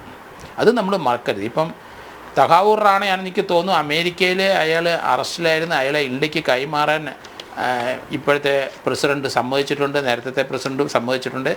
കാരണം ബോംബെ ഭീകര ആക്രമണത്തിൻ്റെ ഉൾകളികൾ ഇനിയും നമ്മൾ ചുരുളടിക്കാൻ കുറേ ഉണ്ട്. അതിനകത്ത് ഇവിടെ ഇന്ത്യയിൽ വന്ന് ആവശ്യമായ നിർദ്ദേശങ്ങളും സ്ഥലം കണ്ടുപോയതാണ് തഹാവൂർ റാണ. അദ്ദേഹത്തിനെ തരാം, ഇന്ത്യക്ക് കൈമാറാം എന്ന് വരെ വന്നിട്ടുണ്ട്. നമ്മൾ മറ്റൊരു കാര്യം, സ്ലീപ്പിംഗ് സെല്ല് ഉണ്ടെന്ന് പറയാൻ DGP പല കാരണങ്ങളും ഇൻ്റലിജൻസ് റിപ്പോർട്ടൊക്കെ അദ്ദേഹത്തിന് കണ്ടിട്ടുണ്ടാവും. നമ്മൾ 2 പെൺകുട്ടികളുടെ വിവരമാണ് എന്നെ കൂടുതലധികം ആകർഷിച്ചത്. കാരണം 2 പേര് ദുബായി വളർന്നു, അവിടുത്തെ പഠനമൊക്കെ നടത്തി. അവർ കണ്ണൂർ താണയിലുള്ള കുട്ടികളാണ്, പേരൻസൊക്കെ അവിടെയാണ്. ആ 2 കുട്ടികൾ അവിടെ നിന്ന് പഠനം കഴിഞ്ഞ് കേരളത്തിൽ വന്നിട്ട് അവർ ISൻ്റെ വക്താവായി. അവർ ടെലഗ്രാമിൽ കൂടെയും ഹൂപ്പിൽ കൂടെയും ഇൻസ്റ്റഗ്രാമിൽ കൂടെയൊക്കെ ISന് വേണ്ടി പ്രവർത്തിക്കുന്നത് ഗവൺമെൻറ് ഓഫ് ഇന്ത്യക്ക് മനസ്സിലായി, NIAക്ക് മനസ്സിലായി. അവരിവിടെ രഹസ്യമായിട്ട് ഇവിടെ വന്ന് ഈ 2 പെൺകുട്ടികളെ ഇവിടുന്ന് അറസ്റ്റ് ചെയ്ത് ഡൽഹിക്ക് കൊണ്ടുപോയി. അപ്പോഴാണ് കേരള പോലീസും മറ്റുള്ളവരും ഈ 2 പെൺകുട്ടികളുടെ പ്രവർത്തനം എന്തായിരുന്നു മനസ്സിലായി. അതുവരെ കേരള ഇൻ്റലിജൻസിന് അതൊന്ന് കണ്ടെത്താൻ കഴിഞ്ഞില്ല. ഇവരെ ശ്രദ്ധിക്കാൻ കാരണം NIA ISലെ പ്രവർത്തകരായി ആകർഷിച്ച് ഇവർ 2 പേരും ടെഹ്റാൻ വഴി അവർ അഫ്ഗാനിസ്ഥാനിൽ പോയി. ദുബായിൽ നിന്ന് അവർ ടെഹ്റാനിലെത്തിയപ്പോൾ എയർപോർട്ടിലുള്ളവർ ഇന്ത്യയോട് അല്പം കൂറ് കാണിച്ചിട്ടെന്ന് തോന്നി. ഈ 2 പെൺകുട്ടികൾ എങ്ങോട്ടാണ് അഫ്ഗാനിസ്ഥാനിൽ ISൽ പോകുന്ന കണ്ടപ്പം ഇതുങ്ങൾ അവിടെ കൊല്ലപ്പെടുമെന്ന് ഉറപ്പുള്ളതുകൊണ്ട് ഇറാനിലെ അവരും കൂടെ ചേർന്ന് ഇവരെ മടക്കി ഇന്ത്യയിലേക്ക് അയച്ചു കഴിഞ്ഞപ്പോഴാണ് NIAയുടെ ശ്രദ്ധയിൽ ഇവർ വരുന്നത് നമ്മൾ കരുതിക്കോണം. അപ്പോൾ സ്ലീപ്പിംഗ് സെൽസ് ഉണ്ട് ഇന്ത്യയിൽ, പ്രത്യേകിച്ച് കേരളത്തിൽ ഇന്നും ഉണ്ടെന്നാണ് ഞാൻ കരുതുന്നത്. കാരണം ഇതുമായിട്ട് ബന്ധപ്പെട്ട് ചില 1-2 പോലീസുകാരെ ഇതുമായിട്ട് അവർ സോഷ്യൽ മീഡിയയിൽ ഷെയർ ചെയ്തുകൊണ്ട് അറസ്റ്റ് ചെയ്യുകയും ഇവിടെ അവരെ സസ്പെൻഡ് ചെയ്യുകയൊക്കെ ചെയ്തിട്ടുണ്ട്.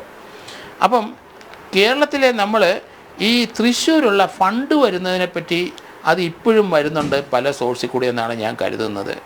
NIA അതിലേക്ക് വന്നിട്ടുണ്ടോ എന്ന് എനിക്കറിയില്ല.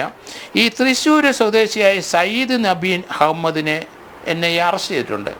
അതിൻ്റെ കാരണം അയാൾ തൃശ്ശൂരുകാരനാണെങ്കിലും അയാളുടെ പ്രവർത്തന മേഖല കോയമ്പത്തൂരും ആ ഏരിയയിലാണ്.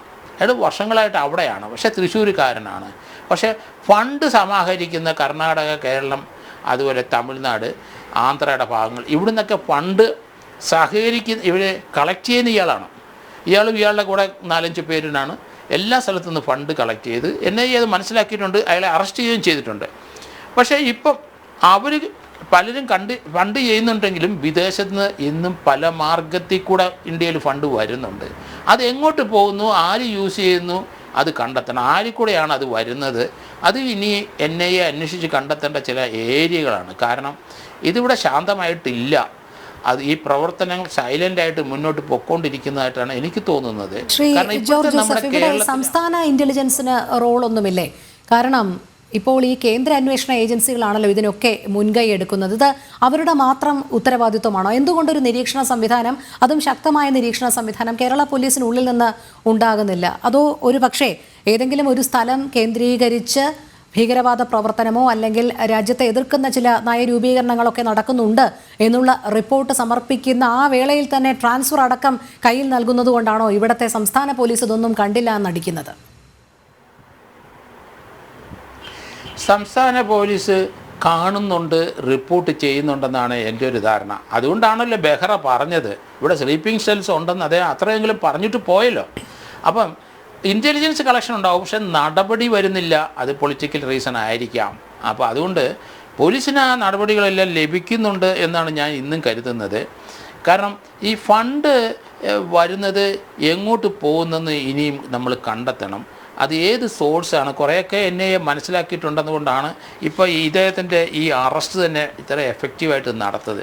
എങ്കിലും പൊതുവെ കേരളത്തിലുള്ളവരാണ് IS കൂടുതൽ ചേർന്നതും. ഇന്ത്യയിൽ നമ്മൾ ആദ്യം വരെ 2 പേരെ ഇന്ത്യ പാകിസ്ഥാൻ അതിർത്തിയിൽ ഇന്ത്യൻ പട്ടാളം വെടിവെച്ച് കൊന്നതിൽ നുഴഞ്ഞു കയറി വന്നത് 2 മലയാളികളുണ്ടെന്ന് നമ്മൾ വിചാരിച്ചു പോകണം. കാര്യങ്ങൾ എവിടേക്കാണ് കിടക്കുന്നത് മലയാളികൾ പോയിട്ട്. അതുകൊണ്ട് നമ്മൾ ഈ മലയാളികളുടെ സ്വഭാവം വെച്ച് ഞാൻ ഈ അടുത്ത കാലത്ത് എൻ്റെ ഒരു നിഗമനം, ഇവിടുത്തെ കുട്ടികൾ മുഴുവൻ ഡ്രഗ്സ് അടിച്ച് ഇപ്പം കൊലപാതകം, എല്ലാ സ്കൂളും കോളേജിലൊക്കെ റയട്ട്, അടിപിടി, അത് മുഴുവൻ സോഷ്യൽ കൂടി വരുന്നത്, ഇത് മറ്റൊരു രീതിയിൽ ഈ ഫണ്ട് ഉപയോഗിച്ചിട്ട് നമ്മുടെ കുട്ടികളെ, നമ്മുടെ സ്റ്റേറ്റിലുള്ളവരെ നശിപ്പിക്കുന്നതാണോ? അതേപ്പറ്റി തീർച്ചയായിട്ടും ഗവൺമെൻറ്റും ഇൻ്റലിജൻസും DGP ഒക്കെ ശ്രദ്ധിക്കണം. ഈ ബാംഗ്ലൂർ ബേസ് ചെയ്തിട്ടാണ് ഭൂരിപക്ഷം ഡ്രഗ്സുകൾ ഇവിടെ വരുന്നത്. കോടിക്കണക്കിന് രൂപയുടെ സാധനങ്ങൾ വരികയാണ്. കേരളത്തിൽ അതുപോലെ ആവശ്യക്കാരുണ്ട്. നമ്മുടെ കുട്ടികൾ മുഴുവൻ ഇതിലോട്ട് വരാൻ കാരണം അതിൻ്റെ സോഴ്സ് എന്താണ്? കേരളത്തിൽ മാത്രം. മറ്റുള്ള ഇതുപോലൊരു സംഭവം നേരത്തെ പഞ്ചാബിലുണ്ടായിരുന്നു, അത് കുറേയൊക്കെ സബ്സിഡി ചെയ്തെന്ന് ഞാൻ കരുതുന്നത്. മറ്റൊരു സ്റ്റേറ്റിലും ഇല്ലാത്ത രീതിയിൽ ഇവിടെ ഡ്രഗ്സ് വരുന്നുണ്ട്. നമ്മുടെ ചെറുപ്പക്കാരെയും നമ്മുടെ ഇവിടുത്തെ യുവത്വങ്ങളെ നശിപ്പിക്കാൻ തന്നെ ഉദ്ദേശിച്ച് ആരോ ബുദ്ധിപൂർവ്വം ഇത് ചെയ്യുന്നതാണോ? കാരണം നമുക്കറിയാമല്ലോ ഈ കഴിഞ്ഞ ദിവസത്തെ 5 പേരെ വെട്ടിക്കൊന്ന ആ പയ്യൻ്റെ ആരാണ് ഇവരെ കൺട്രോൾ ചെയ്യുന്നത്? ആരാണ് ഇവരുടെ പിന്നിൽ? ആരാണ് ഇവർക്കൊക്കെ ഡ്രഗ്സ് എത്തിക്കുന്നത്? നമ്മൾ ഷഹബാസിൻ്റെ കൊലപാതകം നമ്മൾ കണ്ടല്ലോ. കുട്ടികളിൽ ഇങ്ങനെ അക്രമവാസനകൾ വരുന്നത് എന്തുകൊണ്ട്? മലയാളി യുവത്വത്തിനെ ഇവിടെ നശിപ്പിക്കാനായിട്ട് ഇവിടെ അങ്ങനെ ഒരു ആൾക്കാരുടെ ഒരു ശ്രമം നടക്കുന്നുണ്ട്. അതായത് ശ്രീ ജോർജ് ജോസഫ്, അതും ഒരു നാർക്കോ ടെററിസം തന്നെയല്ലേ? അതുകൊണ്ടാണ് ഞാൻ അത് പറഞ്ഞത്. നാർക്കോ ടെററിസം എന്ന് ഞാൻ വാക്ക് മനഃപൂർവ്വം അത് ഉപയോഗിക്കാത്തതാണ്. കാരണം അതൊരു ടെററിസത്തിൻ്റെ, കാരണം ലോകരാഷ്ട്രങ്ങളിൽ മുഴുവൻ അഫ്ഗാനിസ്ഥാനും ഇറാഖും നമ്മൾ പലതും നോക്കിക്കോളൂ. സിറിയ ആയാലും ശരി, അതുപോലെ ഇറാനിലായാലും ശരി, യമനിലായാലും ശരി, ഈ ഡ്രഗ്സ് ആണ് അവിടുത്തെ ഒരു വിഭാഗം ആൾക്കാർ എതിർഭാഗത്തെ തോൽപ്പിക്കാൻ വേണ്ടി ഉപയോഗിക്കുന്ന ഒരു സാധനം. അത് ഡ്രഗ്സ് ടെററിസം തന്നെ.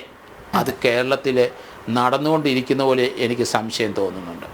ശ്രീ K. പ്രമോദ്, എന്തായാലും SDPA കേന്ദ്ര അന്വേഷണ ഏജൻസികൾ സസൂക്ഷ്മം തന്നെ വിലയിരുത്തുന്നുണ്ട്, അവരുടെ പ്രവർത്തന രീതികളും നിരീക്ഷിക്കുന്നുണ്ട്. എന്തായാലും ഒരു കടുത്ത നടപടി തന്നെ SDPAക്കെതിരെ വേണം എന്ന് തന്നെയാണോ താങ്കൾ കരുതുന്നത്? നിരോധനമടക്കമുള്ള കാര്യങ്ങളിലേക്ക് പോകേണ്ടതിന്റെ ആവശ്യകതയുണ്ടോ?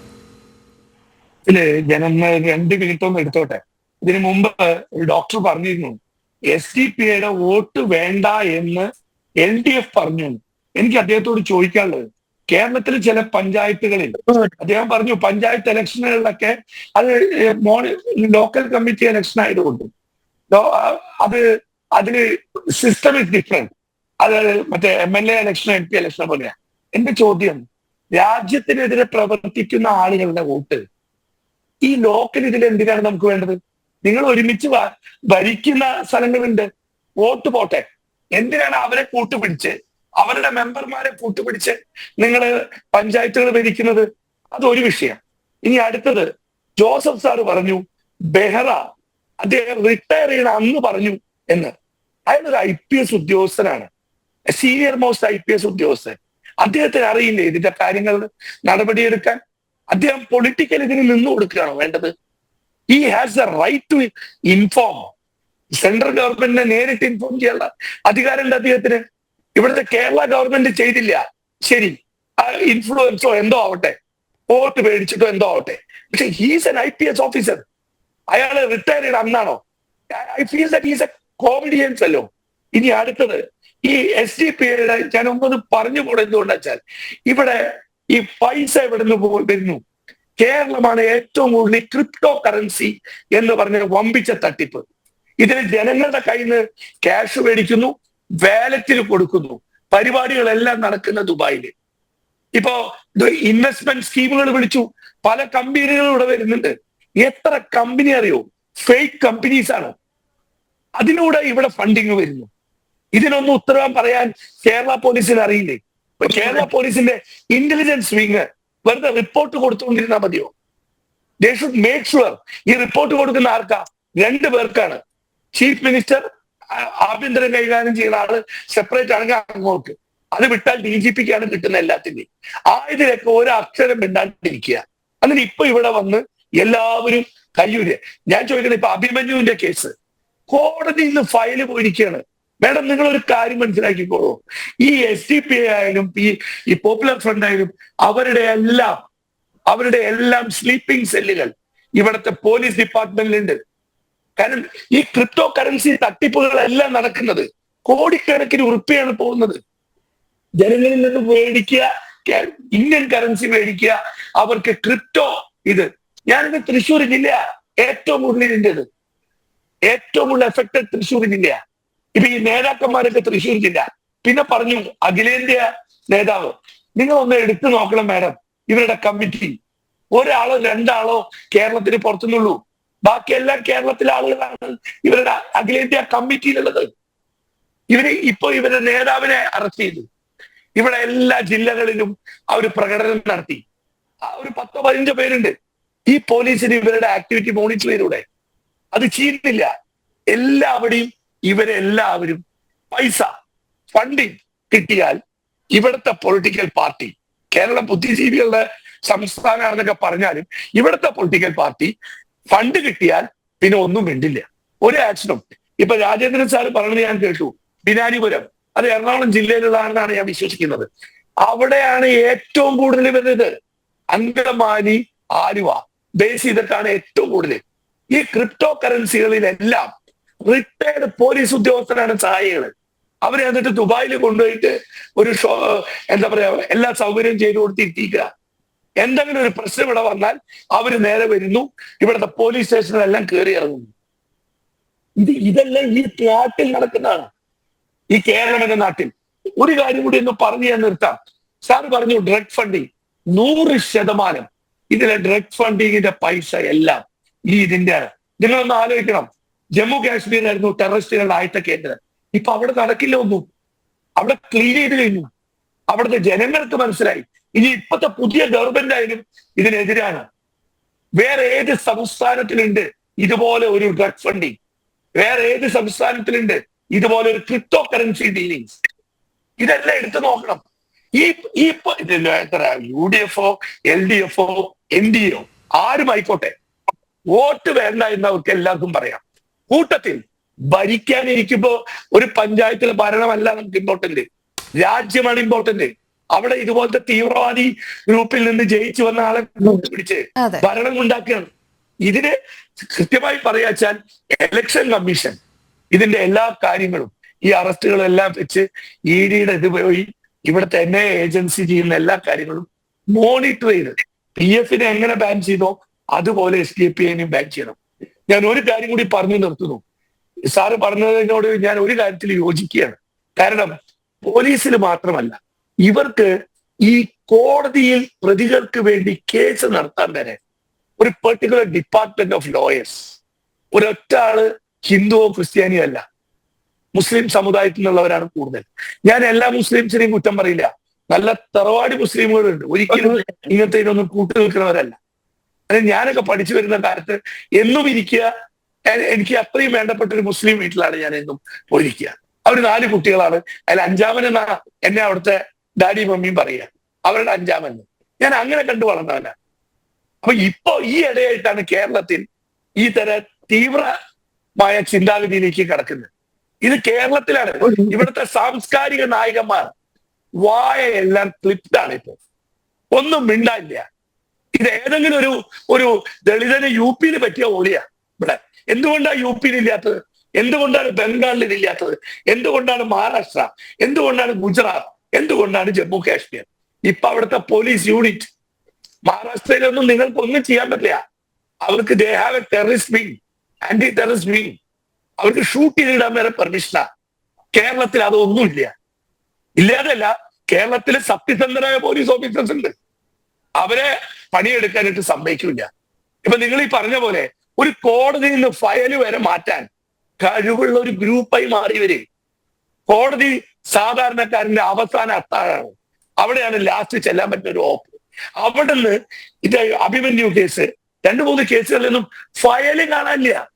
ഇവരെന്താ ചെയ്യണേ? ഈ ലോ കാറ്റഗറിയിൽ വർക്ക് ചെയ്യുന്ന പാവപ്പെട്ടവരെ, ഉദ്യോഗസ്ഥര്, പാവപ്പെട്ടവരെന്നൊന്നും പറയാൻ പാടില്ല, കള്ളന്മാര്, കൈക്കൂലി മേടിക്കുന്ന കള്ളന്മാര്, അവർക്ക് ഫണ്ടിങ് കൊടുത്ത് അവരെ കൊണ്ട് ഈ കള്ളത്തരം മുഴുവൻ ചെയ്യിക്കുക. അവരറിയുന്നില്ല ഇതിന്റെ തീവ്രത എന്താണെന്ന്, ചിലവർ അറിഞ്ഞിട്ടും. അപ്പൊ എല്ലാ ഡിപ്പാർട്ട്മെന്റും ഉണ്ട്. കേരള പോലീസ് ഇതില് ആക്ട് ചെയ്യാൻ തുടങ്ങിയാൽ ഇവിടെ ഈ പറയുന്ന യാതൊരു നടപടികളും പിന്നെ ഉണ്ടാവില്ല. മഹാരാഷ്ട്ര, കർണാടക എടുക്കൂ, ഇവിടെ ഒന്നും ഭരിക്കുന്നത് കോൺഗ്രസ് ഉണ്ട്, അവിടെ അവരൊക്കെ സ്ട്രോങ് ആണ് അവരുടെ നടപടികളില്. ഇവിടെ ഒന്നിനും സ്ട്രോങ് അല്ല. ഞാൻ അതുകൊണ്ടാണല്ലോ ശ്രീ പ്രമോദ്, എലത്തൂർ തീവയ്പ് കേസിലെ പ്രതിയെ മുംബൈ ATS പിടികൂടി കേരള പോലീസിന്റെ കയ്യിൽ ഏൽപ്പിച്ചപ്പോൾ ഇങ്ങ് കേരളം വരെ എത്താൻ 3 വണ്ടി കൈമാറേണ്ടി വന്നത്. അതുമാത്രമല്ല, അത് മാധ്യമങ്ങൾക്ക് ചോർത്തി നൽകി എന്ന് പറഞ്ഞ് ഉന്നത പോലീസ് ഉദ്യോഗസ്ഥനെ സസ്പെൻഡ് ചെയ്ത് എത്ര മാസമാണ് പുറത്ത് നിർത്തിയിരുന്നത് സർവീസിൽ നിന്ന്. അതെ, ഇവരെ അറസ്റ്റ് ചെയ്ത് കൊണ്ടുവരുമ്പോ രത്നഗിരിന്ന് ഫോർച്യൂണർ കാറിലാണ് കൊണ്ടുവരുന്നത്. ഒരു കാസർഗോഡ് നിന്ന് ഒരു മുസ്ലിം ബിസിനസ്സുകാരന്റെ വണ്ടിയില് വിത്തൗട്ട് എനി പെർമിഷൻ. എന്ത് അടിസ്ഥാനം ഈ പറഞ്ഞ? കേരള പോലീസിന് സെക്യൂരിറ്റി ഇല്ലേ? അവർക്ക് അതിനുള്ള ആർജവം ഇല്ലേ പോയി കൊണ്ടുവരാൻ? ഈ ഇതുപോലത്തെ കുറെ പേരുടെ വണ്ടിയിൽ കൊണ്ടുവരിക, എന്ത് വൃത്തികേടും ചെയ്യാനുള്ള സ്ഥലം. അന്നും ഭരിച്ചിരുന്നത് ഈ പേരെയൊക്കെ ഇരിക്കുമ്പോഴാണ് ഈ നാടകം. മേഡം പറഞ്ഞത് ശരിയാ, സത്യസന്ധനായ ഒരു ഉദ്യോഗസ്ഥൻ അത് കൃത്യമായി പറഞ്ഞപ്പോ അദ്ദേഹത്തിനെതിരെ നടപടി. ഇതാണ് ഈ നാടിന്റെ കുഴപ്പം. അറസ്റ്റ് ചെയ്ത് കൊണ്ടുവരുന്നവനെ കൊണ്ടുവരാൻ പോലീസിന് നല്ല സെക്യൂരിറ്റി മെഷേഴ്സ് ഉള്ള വാഹനങ്ങളുണ്ട്. അതിൽ കൊണ്ടുവരാതെ ഒരു ഇൻഡിവിജ്വൽ ബിസിനസ്മാൻ ഫ്രം കാസർഗോഡ് അയാളുടെ ഫോർച്യൂണർ കാറിൽ കൊണ്ടുവരുന്നു. ഇതൊക്കെ ഏത് കാലത്താണ് നടക്കുക? കേരളത്തിൽ മാത്രം. ഇതിന് നടപടി കേരളം എടുക്കണം. ആദ്യം കേരളം ഭരിക്കുന്ന സർക്കാർ 2012 ഈ കേസ് രജിസ്റ്റർ ചെയ്തേക്കണേ. ഈ എന്താ പറയുക, ED-യുടെ റിപ്പോർട്ട് പ്രകാരം. അത് കോൺഗ്രസിന്റെ കാലത്ത്. അത് കഴിഞ്ഞ് ഇപ്പൊ നമ്മളിരിക്കുന്നത് LDF-ന്റെ ഭരണം. നല്ലതാണെങ്കിൽ ഗുഡ്, നിങ്ങൾ ആക്ഷൻ എടുക്കൂ. അല്ലാതെ ഇത് ചൂണ്ടിക്കാണിച്ച ഉദ്യോഗസ്ഥനെതിരെ നടപടിയല്ല. അയാളെ കൊണ്ടുപോയി എന്താ പറയാ, എന്റെ അറിവിൽ തൃശ്ശൂർ AR ക്യാമ്പിലെ ഒരു 3-4 കൊല്ലം ഇരിച്ചു. One of the best officer Thrissur SP ഞങ്ങൾക്കറിയാം. He comes from a very low background. കഷ്ടപ്പെട്ട് പഠിച്ച് കല്ലുപണി ചെയ്ത് പഠിച്ചു വന്ന ഒരു വ്യക്തി, അയാള് രാജ്യത്തിന്റെ സുരക്ഷ അന്വേഷിച്ച് കാര്യങ്ങൾ പറയുമ്പോ അയാൾ ടാർഗറ്റ് ചെയ്യുക. അപ്പൊ ഇതിലാണ് ഞാൻ പറയുന്നത്. ഇപ്പൊ സാറ് പറഞ്ഞു, ഡോക്ടർ സാറ് പറഞ്ഞു ഇടതുപക്ഷത്തിന് പറഞ്ഞിട്ടുണ്ട് വോട്ട് വേണ്ട. സാർ എന്നാ ഒരു കാര്യം ചെയ്യൂ സാർ, 6 മാസം കൂടി ഉണ്ട്. ചില പഞ്ചായത്തുകൾ ഭരിക്കുമ്പോ അവരുടെ കൂടി വോട്ട് പിടിച്ചിട്ട് അവരുടെ കൗൺസിലറുടെ വോട്ടും കൂടി വെച്ചിട്ടാണ് ഭരണം നിലനിർത്തിക്കുന്നത്. നിങ്ങൾ അറ്റ്ലീസ്റ്റ് അതെങ്ങനെ ചെയ്യൂ. 5 മാസമല്ലേ ഉള്ളൂ. ഇനി തദ്ദേശ തെരഞ്ഞെടുപ്പ് സ്ഥാപനങ്ങളിലടക്കം തെരഞ്ഞെടുപ്പ് വരുന്ന സമയമാണല്ലോ. അവിടെ നിന്ന് തന്നെ തുടങ്ങാം. വലിയ നിയമസഭാ പാർലമെന്റ് ഇലക്ഷനുകൾക്ക് മുൻപ് അടിസ്ഥാന മേഖലയിൽ നിന്ന് തന്നെ തുടങ്ങുന്നതല്ലേ ഏറ്റവും ഉചിതമായ കാര്യം. അവിടെ മുതലേ ഞങ്ങൾക്ക് ഇത്തരത്തിലുള്ള ഭീകരവാദികളുടെ വോട്ട് വേണ്ട എന്ന് പറയാനുള്ള ആർജവം തുടങ്ങരുതോ? തീർച്ചയായിട്ടും രോഹിണി പറഞ്ഞതിനോട് ഞാൻ പൂർണ്ണമായിട്ട് യോജിക്കുന്നു. അടിസ്ഥാനപരമായിട്ട് പഞ്ചായത്ത് ലെവലിൽ തന്നെ, ഞാനതിനെ ലാഘവപ്പെടുത്തി പറഞ്ഞതൊന്നുമല്ല, കുറേ ആരോപണങ്ങൾ വന്നിട്ടുണ്ട്. ഇന്ന സ്ഥലത്ത് SDPIയുടെ പിന്തുണയോടുകൂടി ഭരിക്കുന്നു. പല സ്ഥലങ്ങളിലും ഇപ്പോൾ പത്തനംതിട്ടയിലെ പ്രതിപക്ഷ നേതാവ് പറഞ്ഞ ഒരു പ്രധാനപ്പെട്ട സംഘടനയുണ്ട്. അവിടെ മുസ്ലിം ലീഗിൽ നിന്ന് മാറി അവർ സ്വതന്ത്രമായിട്ട് മത്സരിച്ചൊരു സ്ത്രീയുടെ പിന്തുണയോടുകൂടിയാണ്. അതാണ് SDPI എന്ന് പറഞ്ഞ ആദ്യത്തെ ന്യായം. ഇങ്ങനെ ഓരോ സംഘടനകളുടെ ഓരോ സ്ഥലത്തും CPMന് അല്ലെങ്കിൽ ഇടതുപക്ഷത്തിന് പിന്തുണ കൊടുക്കുന്ന സ്ഥലങ്ങളിലുള്ള ഓരോ കള്ളത്തരങ്ങളും വെളിവായി എന്നിട്ടിരിക്കുക. വളരെ നമ്മൾ അരിച്ച് പരിശോധിച്ച് കഴിഞ്ഞാൽ ഒരു 2-3 സ്ഥലത്ത് അല്ലെങ്കിൽ ഒരു 4 സ്ഥലത്തെ കാണും ഇവരുടെ കാണും പിന്തുണയോടുകൂടി ഭരിക്കുന്നുണ്ടാവാം. ഉണ്ടെന്നുള്ള കാര്യം എനിക്ക് ഉറപ്പില്ല. അത് കൃത്യമായിട്ട് തന്നെ കണക്കെടുക്കേണ്ടി വരും. എടുത്തു കഴിഞ്ഞാൽ നമ്മൾക്ക് അതിനെക്കുറിച്ച് സംസാരിക്കാം. എന്തായാലും ഈ വരുന്ന ഈ തെരഞ്ഞെടുപ്പിൽ ത്രിതല പഞ്ചായത്ത് തെരഞ്ഞെടുപ്പിൽ അവരുടെ ഒന്നും വോട്ട് വാങ്ങിക്കൊണ്ട് ഒരു സ്ഥലത്തും ജയിക്കാൻ പോകുന്നില്ല. അത്തരം വർഗീയവാദികളുടെ വോട്ട് ഞങ്ങൾക്ക് വേണ്ടെന്ന് നേരത്തെ തന്നെ പറഞ്ഞിട്ടുള്ളതാണ്. അതുപോലെ തന്നെ ഇത് സംസാരിച്ചുകൊണ്ടിരുന്നപ്പോൾ ഞാൻ ഇവരുടെ ഒരു ഇൻസ്റ്റാഗ്രാം പേജ് നോക്കിയതാണ്. അപ്പോൾ ഞാൻ പറഞ്ഞു വന്ന അതേ ഐഡിയകൾ തന്നെയാണ് ഇവർ പറയുന്നത്. അധസ്ഥിത ജനതയുടെ രാഷ്ട്രീയ മുന്നേറ്റത്തിന് തടയിടാൻ വേണ്ടിയിട്ടാണെന്ന് ഇയാൾ അറസ്റ്റ് ചെയ്തത്. അവരുടെ പറച്ചിൽ കേട്ടോണം. അധസ്ഥിത ജനതയുടെ രാഷ്ട്രീയ മുന്നേറ്റത്തിന് തടയിടാൻ വേണ്ടിയിട്ടാണ് ഫൈസിയെ അറസ്റ്റ് ചെയ്യുന്നതാണ് അവരുടെ പോസ്റ്ററിലൂടെ പ്രഖ്യാപിക്കുന്നത്. രണ്ടാമത്തെ പ്രഖ്യാപനം കേൾക്കണം. വഖഫ് സ്വത്ത് തട്ടിയെടുക്കാൻ വേണ്ടിയുള്ള ഫാസിസ്റ്റ് ഭരണകൂടത്തിൻ്റെ ലക്ഷ്യമാണെന്ന്. ഇങ്ങനെയൊക്കെയാണ് പ്രചരണം സംഘടിപ്പിക്കുന്നത്. അല്ലാതെ കള്ളപ്പണ കേസിലും മണി ലോണ്ടറി കേസിലും രാജ്യവിരുദ്ധ പ്രവർത്തനങ്ങൾക്ക് അറസ്റ്റ് ചെയ്ത ഒരാളെ ന്യായീകരിച്ച് വെള്ളപൂശിയെടുക്കുന്ന SDPIക്കാരൻ്റെ പ്രവൃത്തി കണ്ടിട്ട് ഞാൻ ചിരിച്ചുപോയി. ഞാനത് അവരുടെ ഇൻസ്റ്റാഗ്രാം പേജിൽ കൂടെ സംസാരിച്ചുകൊണ്ടിരുന്നതിന് ഇടയ്ക്കൂടെ ഞാൻ ഇങ്ങനെ സ്കിപ്പ് ചെയ്തിങ്ങനെ പോയത്. ആദ്യമായിട്ടാണ് ഞാൻ അവരുടെ ഇൻസ്റ്റാഗ്രാം പേജിൽ നോക്കുന്നത്. അപ്പോഴാണ് ഇത്തരം കാര്യങ്ങൾ ഒക്കെ എഴുതി വെച്ചിരിക്കുന്നത്. അതിനിടയ്ക്ക് കരിമണൽ ഖനനത്തിനെതിരെ മത്സ്യത്തൊഴിലാളികളോടൊപ്പം എല്ലാ സ്ഥലങ്ങളിലും ഇവർ ഇടിച്ചു കയറുകയാണ്. ഇടിച്ചു കയറിയിട്ട് ജനങ്ങളോടൊപ്പമാണ്. വിഴിഞ്ഞം സമരമുഖത്തും ഇവരുണ്ടായിരുന്നു തുറമുഖം വരുന്നതിനെതിരെ. അപ്പോൾ ഇവർക്ക് വരുന്നത് SDPIക്കാരുടെ ഒരു പ്രത്യേകത എന്ന് വെച്ചാൽ കൊല്ലം ജില്ലയിൽ കരുനാഗപ്പള്ളി കുറേ ഭാഗത്ത് SDPIക്കാർ ഭരിക്കുന്ന പഞ്ചായത്തുകളുണ്ട്. ആ പഞ്ചായത്തിലെ പ്രത്യേകത എന്ന് പറഞ്ഞു കഴിഞ്ഞാൽ ഇവരാരും 5 പൈസ പിരിക്കാറില്ല ആരുടെയും കയ്യിൽ നിന്നും. ഒരു ഇലക്ഷൻ ഫണ്ടും ഇല്ല, ആരുടെ കയ്യിൽ നിന്നും 5 പൈസയും വാങ്ങാറില്ല. പക്ഷേ ഇവരെല്ലാം വളരെ ഗംഭീരമായ രാഷ്ട്രീയ പ്രവർത്തനം നടത്തുകയും കാര്യങ്ങളെല്ലാം ചെയ്യുന്നുണ്ട്. അന്വേഷിച്ച് കഴിഞ്ഞപ്പോൾ ഇവർക്ക് ഫണ്ടിൻ്റെ ആവശ്യമില്ല. കാര്യം എവിടെ നിന്നാണ് ഇവർക്ക് ഫണ്ട് വരുന്നത്? ആരാണ് ഇവർക്ക് ഫണ്ട് കൊടുക്കുന്നത്? പല ആളുകളും ഈ കള്ളപ്പണ ഇടപാടുകൾ നമ്മൾ ഈ പറഞ്ഞ കണക്കല്ല ഹുണ്ടി ഇന്ന് കാണും ഇതിനു മുമ്പ് പറഞ്ഞുകൊണ്ടിരുന്നത്. അവിടെ കറൻസി കൊടുത്തു കഴിഞ്ഞാൽ വിദേശത്തെ കറൻസി കൊടുത്തു കഴിഞ്ഞാൽ ഇവിടെ അതിൻ്റെ പൈസ ഒരു 3 മാസം കൊണ്ട് അവിടെ കൊടുത്താൽ മതി. മുഴുവൻ എമൗണ്ടും വീട്ടിലെത്തിക്കുന്ന ഒരു പരിപാടി വിദേശ രാജ്യങ്ങളിലെല്ലാം പ്രത്യേകിച്ച് വിശിഷ്യ ഗൾഫ് രാജ്യങ്ങളിൽ ധാരാളമായിട്ടുണ്ട്. അതാണ് ഇപ്പോൾ ഈ അഡ്വക്കേറ്റ് K പ്രമോദ് പറഞ്ഞത്. ഇപ്പോൾ കുറച്ചുകൂടെ ഡെവലപ്ഡ് ആയപ്പോഴത്തേക്ക് ക്രിപ്റ്റോ കറൻസി മാതൃകയിലേക്ക് വന്നത്. പക്ഷേ ശരി തന്നെയാണ്, കേരളത്തിൽ ഷൂട്ട് അറ്റ് സൈറ്റ് ഓർഡർ ഇല്ല. ഷൂട്ട് അറ്റ് സൈറ്റ് ഓർഡർ ഇല്ലാത്തതും എൻകൗണ്ടർ സ്പെഷ്യലിസ്റ്റ് ഇല്ലാത്തതും കേരളത്തിൻ്റെ ഒരു ഡെവലപ്മെൻറ്റിൻ്റെ ഭാഗമാണ്. കേരളം കുറച്ചുകൂടെ മുന്നിലുള്ള ഒരു സംസ്ഥാനം ആയതുകൊണ്ടാണ് തമിഴ്നാടിനെ പോലെ മഹാരാഷ്ട്രയെ പോലെ ബാംഗ്ലൂരിനെ പോലെ അല്ലെങ്കിൽ കർണാടകയെ പോലെ ഷൂട്ട് അറ്റ് സൈറ്റ് ഓർഡറൊന്നും ഇല്ലാത്തത്. നമ്മൾ ഷൂട്ട് അറ്റ് സൈറ്റ് മംഗലാപുരത്തുണ്ടെന്ന് ഷൂട്ട് അറ്റ് സൈറ്റ് ഓർഡർ. കേരളത്തിൽ എന്തുകൊണ്ടാണ് ഷൂട്ട് അറ്റ് സൈറ്റ് ഓർഡർ വയ്ക്കാത്തത്, എൻകൗണ്ടർ സ്പെഷ്യലിസ്റ്റുകളെ വയ്ക്കാത്തതും? അത്ര സുരക്ഷിതമായൊരു സ്ഥലമാണ് കേരളം എന്നുള്ളത് കൊണ്ടാണ്. പക്ഷേ ഇത്തരത്തിലുള്ള വിധ്വംസക പ്രവർത്തകർ വരുമ്പോൾ തീർച്ചയായിട്ടും നമ്മൾക്ക് ഷൂട്ട് അറ്റ് സൈറ്റ് ഓർഡറൊന്നും വേണ്ട, അതിശക്തമായ രീതിയിൽ ഇവരെ പുറലോകം കാണിക്കാത്ത രീതിയിൽ ജയിലിലടയ്ക്കുന്ന ഒരു സമീപനത്തിലേക്ക് കേന്ദ്ര സംസ്ഥാന സർക്കാരുകൾ ഒരുമിച്ച് നിന്ന് ഇവരെ ഇരുട്ടറയിലേക്ക് തള്ളേണ്ടുന്ന ആവശ്യങ്ങൾ വരും. വധശിക്ഷ, ഷൂട്ട് അറ്റ് സൈറ്റ് അങ്ങനെയൊക്കെയുള്ള കാര്യങ്ങൾക്ക് ഞാനെതിരാണ് വ്യക്തിപരമായിട്ട്. അതുകൊണ്ടാണ് ഞാൻ അങ്ങനെ പറഞ്ഞത്. കാര്യം വധം ഒന്നിനും അല്ലെങ്കിൽ കൊലപാതകം ഒന്നിനും പരിഹാരമല്ല. ഈവൻ ഒരു കൊലക്കേസിലെ പ്രതിയെ പോലും തൂക്കിക്കൊല്ലുന്നതിന് ഞാൻ എതിരാണ് വ്യക്തിപരമായിട്ട്. അത് പരിഷ്കൃത സമൂഹത്തിന് യോജിച്ച നടപടിയല്ല എന്ന് കരുതുന്ന ഒരാളായതുകൊണ്ടാണ് ഞാൻ അങ്ങനെ ഒരു വ്യത്യസ്ത അഭിപ്രായം പറഞ്ഞത്. പിന്നെ കേരളത്തിനെ സംബന്ധിച്ചിടത്തോളം ഈ പറഞ്ഞ ക്രിപ്റ്റോ കറൻസിയുടെ ഏറ്റവും കൂടുതൽ നടക്കുന്നത് ബീഹാറിലാണ്, ജംതാര എന്ന് പറഞ്ഞ സ്ഥലത്താണ്. അത് അഡ്വക്കേറ്റ് K പ്രമോദ് ഒന്ന് അന്വേഷിച്ച് കഴിഞ്ഞാൽ മനസ്സിലാവും. ക്രിപ്റ്റോ കറൻസിയുടെ ഇടപാടിൽ ഏറ്റവും കൂടുതൽ മണി ഫ്രോഡ് നടക്കുന്നത് ഈ ക്രിപ്റ്റോ കറൻസിയായിട്ട് ബന്ധപ്പെട്ടിട്ടുള്ള മറ്റ് ക്രൈം റെക്കോർഡുകൾ എടുത്ത് പരിശോധിച്ച് കഴിഞ്ഞാൽ ഏതൊക്കെ സംസ്ഥാനത്താണ് കൂടുതലെന്നും കൃത്യമായിട്ടും ഈ ജംതാരയൊക്കെ വളരെ പ്രധാനപ്പെട്ട സ്ഥലങ്ങളാണ്. അതിനെക്കുറിച്ച് ഒരുപാട് സിനിമകളും കാര്യങ്ങളും ഒക്കെ ഇറങ്ങിയിട്ടുണ്ട്. എങ്ങനെയാണ് ഇവരുടെ ഒരു പിന്നെ ഇവിടെ നിന്നുകൊണ്ട് എഞ്ചിനീയർമാരെ റിക്രൂട്ട് ചെയ്ത് ഇന്തോനേഷ്യയിലും മറ്റ് സ്ഥലങ്ങളിലും പോയിരുന്നുകൊണ്ട് ആളുകളുടെ പൈസ അടിച്ചു മാറ്റുന്ന, അതിനുവേണ്ടി ട്രെയിൻ ചെയ്ത് അവർക്ക് ഭക്ഷണവും വെള്ളവും കൊടുക്കാത്ത രീതിയിൽ അവരെ കൊണ്ട് ഫോൺ മലയാളത്തിൽ സംസാരിപ്പിക്കുന്ന സംഘങ്ങളൊക്കെ ഉണ്ട്. അത്തരത്തിലുള്ള സംഘങ്ങളുണ്ട്. പക്ഷേ ഇതങ്ങനെയല്ല. ഈ ഫണ്ട് കൃത്യമായിട്ട് വരുന്നത് വിധ്വംസക പ്രവർത്തനങ്ങൾക്കാണ്, ഭീകര പ്രവർത്തനങ്ങൾക്കാണ്. ഇവിടെ രാഷ്ട്രീയ പ്രവർത്തനം നടത്താനല്ല ഈ ഫണ്ട് വരുന്നത്. ഇന്ത്യയിൽ വിധ്വംസക പ്രവർത്തനം, അത് ഇടി വ്യക്തമാക്കുന്നുണ്ട്. ഈ SDPIയുടെ എല്ലാ ഫണ്ടിങ്ങും PFI തന്നെയാണ് നൽകുന്നത് എന്നുള്ളത്, അവിടെ തെരഞ്ഞെടുപ്പ് സ്ഥാനാർത്ഥി നിർണയം അടക്കം PFI തന്നെയാണ് നടത്തുന്നത് എന്നുള്ളത് ഇടി വ്യക്തമാക്കുന്നുണ്ട്. ശ്രീ ജയരാജ് നേരത്തെ ചൂണ്ടിക്കാട്ടി ഈ SDPIയുടെ ഇരവാദം, MK ഫൈസിയുടെ അറസ്റ്റുമായി ബന്ധപ്പെട്ടുള്ള ഇരവാദം സ്വാഭാവികമാണ്. അത് അവർക്ക് അത്തരത്തിൽ മാത്രമേ അത് ന്യായീകരിക്കാൻ കഴിയുള്ളൂ. പക്ഷേ കുറച്ച് വർഷങ്ങൾക്ക് മുൻപ് നമ്മളൊന്ന് ഓർത്തു നോക്കുകയാണെങ്കിൽ കേരളത്തിൻ്റെ മുഖ്യമന്ത്രി പിണറായി വിജയൻ അന്ന് PFI റെയ്ഡ് നടക്കുന്ന വേളയിൽ പറഞ്ഞ ഒരു കാര്യമുണ്ടായിരുന്നു, ഇത്ര തിടുക്കപ്പെട്ടു വേണ്ട, അവർ വേട്ടയാടപ്പെടുകയാണ് എന്ന് തോന്നരുത് എന്നുള്ളത്. അപ്പോൾ ഒരു തരത്തിൽ പറഞ്ഞാൽ ഒരു സംരക്ഷിത കവചം അവർക്ക് നൽകുന്നുണ്ട് കേരളം, അല്ലെങ്കിൽ ചില രാഷ്ട്രീയ പാർട്ടികൾ എന്നുള്ള മട്ടിൽ ചില പ്രവൃത്തികളും ഉണ്ടാകുന്നുണ്ട് എന്നുള്ളതാണ്. ഒരു ഭാഗത്ത് ഇരവാദമാണെങ്കിൽ ആ ഇരയെ തങ്ങൾ സംരക്ഷിച്ചു കൊള്ളാം ഒരു പരിധിവരെ എന്നുള്ളൊരു സൂചനയും നൽകുന്നുണ്ട്.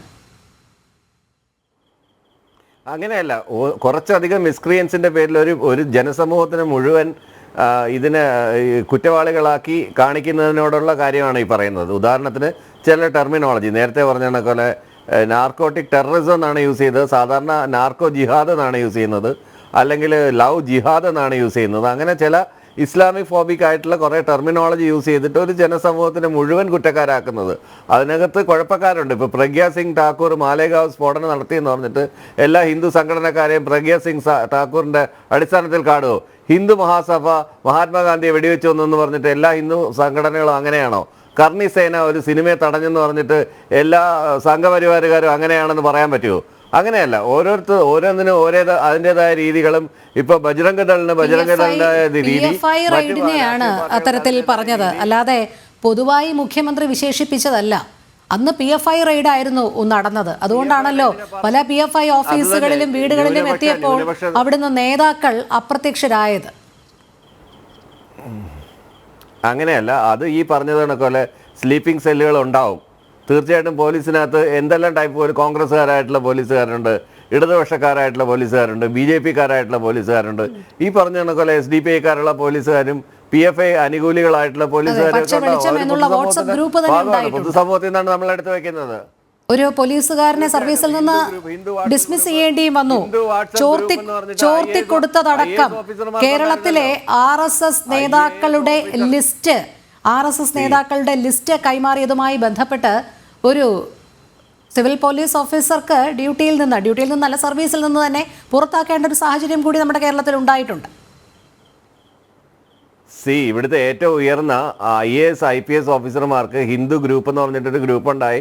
ആ വിവാദം ഇതുവരെ കെട്ടടങ്ങിയിട്ടില്ല. അങ്ങനെ ഭൂരിപക്ഷ വർഗീയതയും ന്യൂനപക്ഷ വർഗീയതയും പരസ്പരം ശക്തിപ്പെടുത്തിക്കൊണ്ടിരിക്കുകയാണ് കേരളത്തിലെ സാഹചര്യത്തിൽ. ഇപ്പൊ ന്യൂനപക്ഷ വർഗീയത അതിക്രമം ഉണ്ടായിക്കഴിഞ്ഞാൽ അതിന്റെ ഗുണം ആരാണ് റീപ്പ് ചെയ്യുന്നത്? ഭൂരിപക്ഷ വർഗീയത പറയുന്നവരാണ്. ആ ഭൂരിപക്ഷ വർഗീയത പറഞ്ഞു കഴിഞ്ഞാൽ ഇത്തരം ന്യൂനപക്ഷ വർഗീയത പറയുന്നവർ അതിന്റെ ഗുണം റീപ്പ് ചെയ്യും. അത് സ്വാഭാവികമാണ്. ഇത് പരസ്പരം അങ്ങോട്ടും ഇങ്ങോട്ടും പരസ്പര സഹായ സഹകരണ മുന്നണിയാണ്. കാലങ്ങളായി പുലർത്തി വരുന്ന ഇരവാദം എന്ന് പറയുന്നത് ഈ ന്യൂനപക്ഷ വർഗീയത ഉടലെടുത്തത് തന്നെ ഭൂരിപക്ഷ തീവ്രവാദത്തിൽ നിന്നാണ് എന്നുള്ളൊരു ആശയം എന്തായാലും അത് ഒരു ഭാഗത്ത് നന്നായി തന്നെ കൊഴുക്കുന്നുണ്ട്. ശ്രീ VR രാജശേഖരൻ, അതിനിടയിൽ ശ്രീ പ്രമോദിന് എന്തോ പറയാനുണ്ടെന്ന് തോന്നുന്നു. അതെ, വളരെ പെട്ടെന്ന്. കേരളത്തിൽ മാത്രമേ ഉള്ളൂ പോലീസ് അസോസിയേഷനിൽ 2 വിഭാഗം, അതായത് LDF UDF വിഭാഗം. ഇത് ഇലക്ഷനിൽ പോലും ഉണ്ട് അവർക്ക്. കേരളത്തിൽ മാത്രം, ഇന്ത്യയിലെ വേറൊരു സംസ്ഥാനത്തും പോലീസ് യൂണിയൻ ഇല്ല. അവിടെ ഇത് കേരളത്തിൽ മാത്രം സംഘടന, പോലീസ് സംഘടന. നിങ്ങളൊന്ന് ആലോചിക്കണം, പട്ടാളത്തിൽ ഇത് വന്നുള്ള സ്ഥിതി അവിടെ ഇല്ലല്ലോ. പോലീസില് ഒരിക്കലും രാഷ്ട്രീയ സംഘടനകൾ പാടില്ല. അത് വരുമ്പോഴാണ് ഇതിന്റെ കുഴപ്പം. ശരി ശ്രീ VR രാജശേഖരൻ, എന്തായാലും SDPI ഒരു ലക്ഷണമൊത്ത ഭീകര സംഘടന എന്ന് തന്നെ മനസ്സിലാക്കേണ്ടിയിരിക്കുന്നു.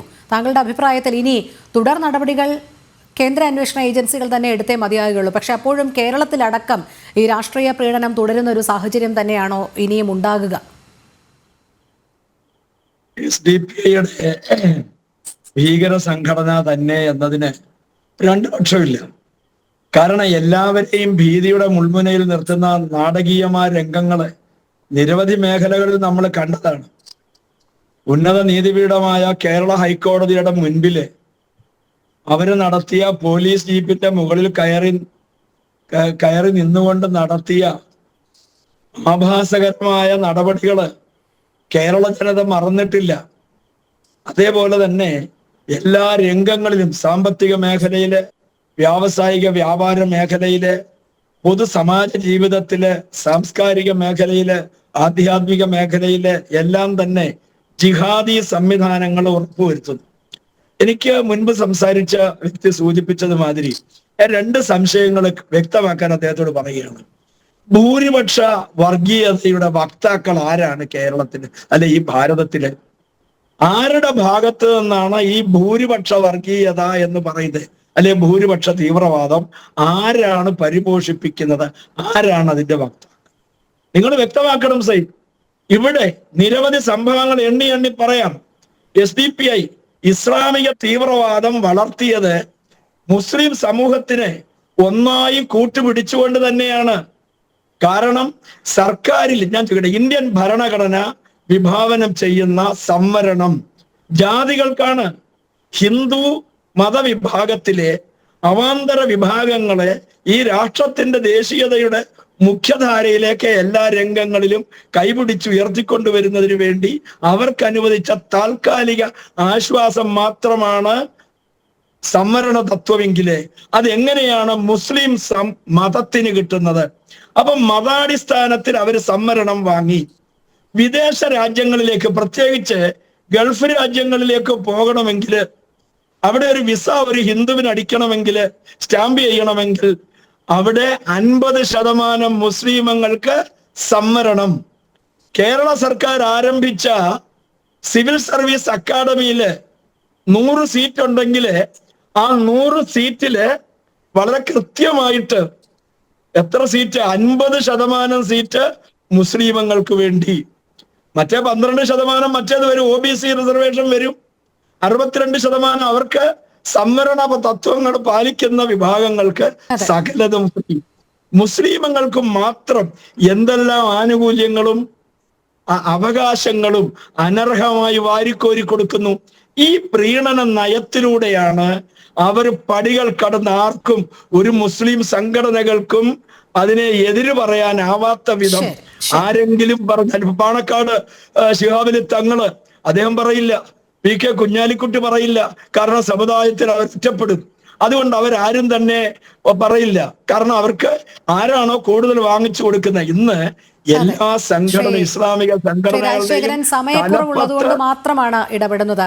രാഷ്ട്രീയ പ്രീണനം കേരളത്തെ സംബന്ധിച്ചിടത്തോളം അവസാനിപ്പിച്ചേ മതിയാവുകയുള്ളൂ എന്ന് തന്നെയാണ്. എന്തായാലും SDPIയുടെ ഭീകര സ്വഭാവം തെളിയിക്കുന്ന നിർണായക തെളിവുകൾ തന്നെയാണ് ED പുറത്തുവിട്ടിരിക്കുന്നത്. ഒരുപക്ഷെ സാമൂഹിക സംഘടനയായി ബാഹ്യമായി SDPI നിൽക്കുമ്പോഴും ആന്തരികമായി ഒരു ഇസ്ലാമിക സംഘടനയും ജിഹാദി പ്രവർത്തനവും തന്നെയാണ് SDPI നടത്തുന്നത് എന്ന് തന്നെയാണ് ED വിശദീകരിക്കുന്നത്. ജനം ഡിബേറ്റ് പൂർണ്ണമാകുന്നു. പങ്കെടുത്ത എല്ലാ അതിഥികൾക്കും നന്ദി. ഒപ്പം പ്രേക്ഷകർക്കും നമസ്തേ.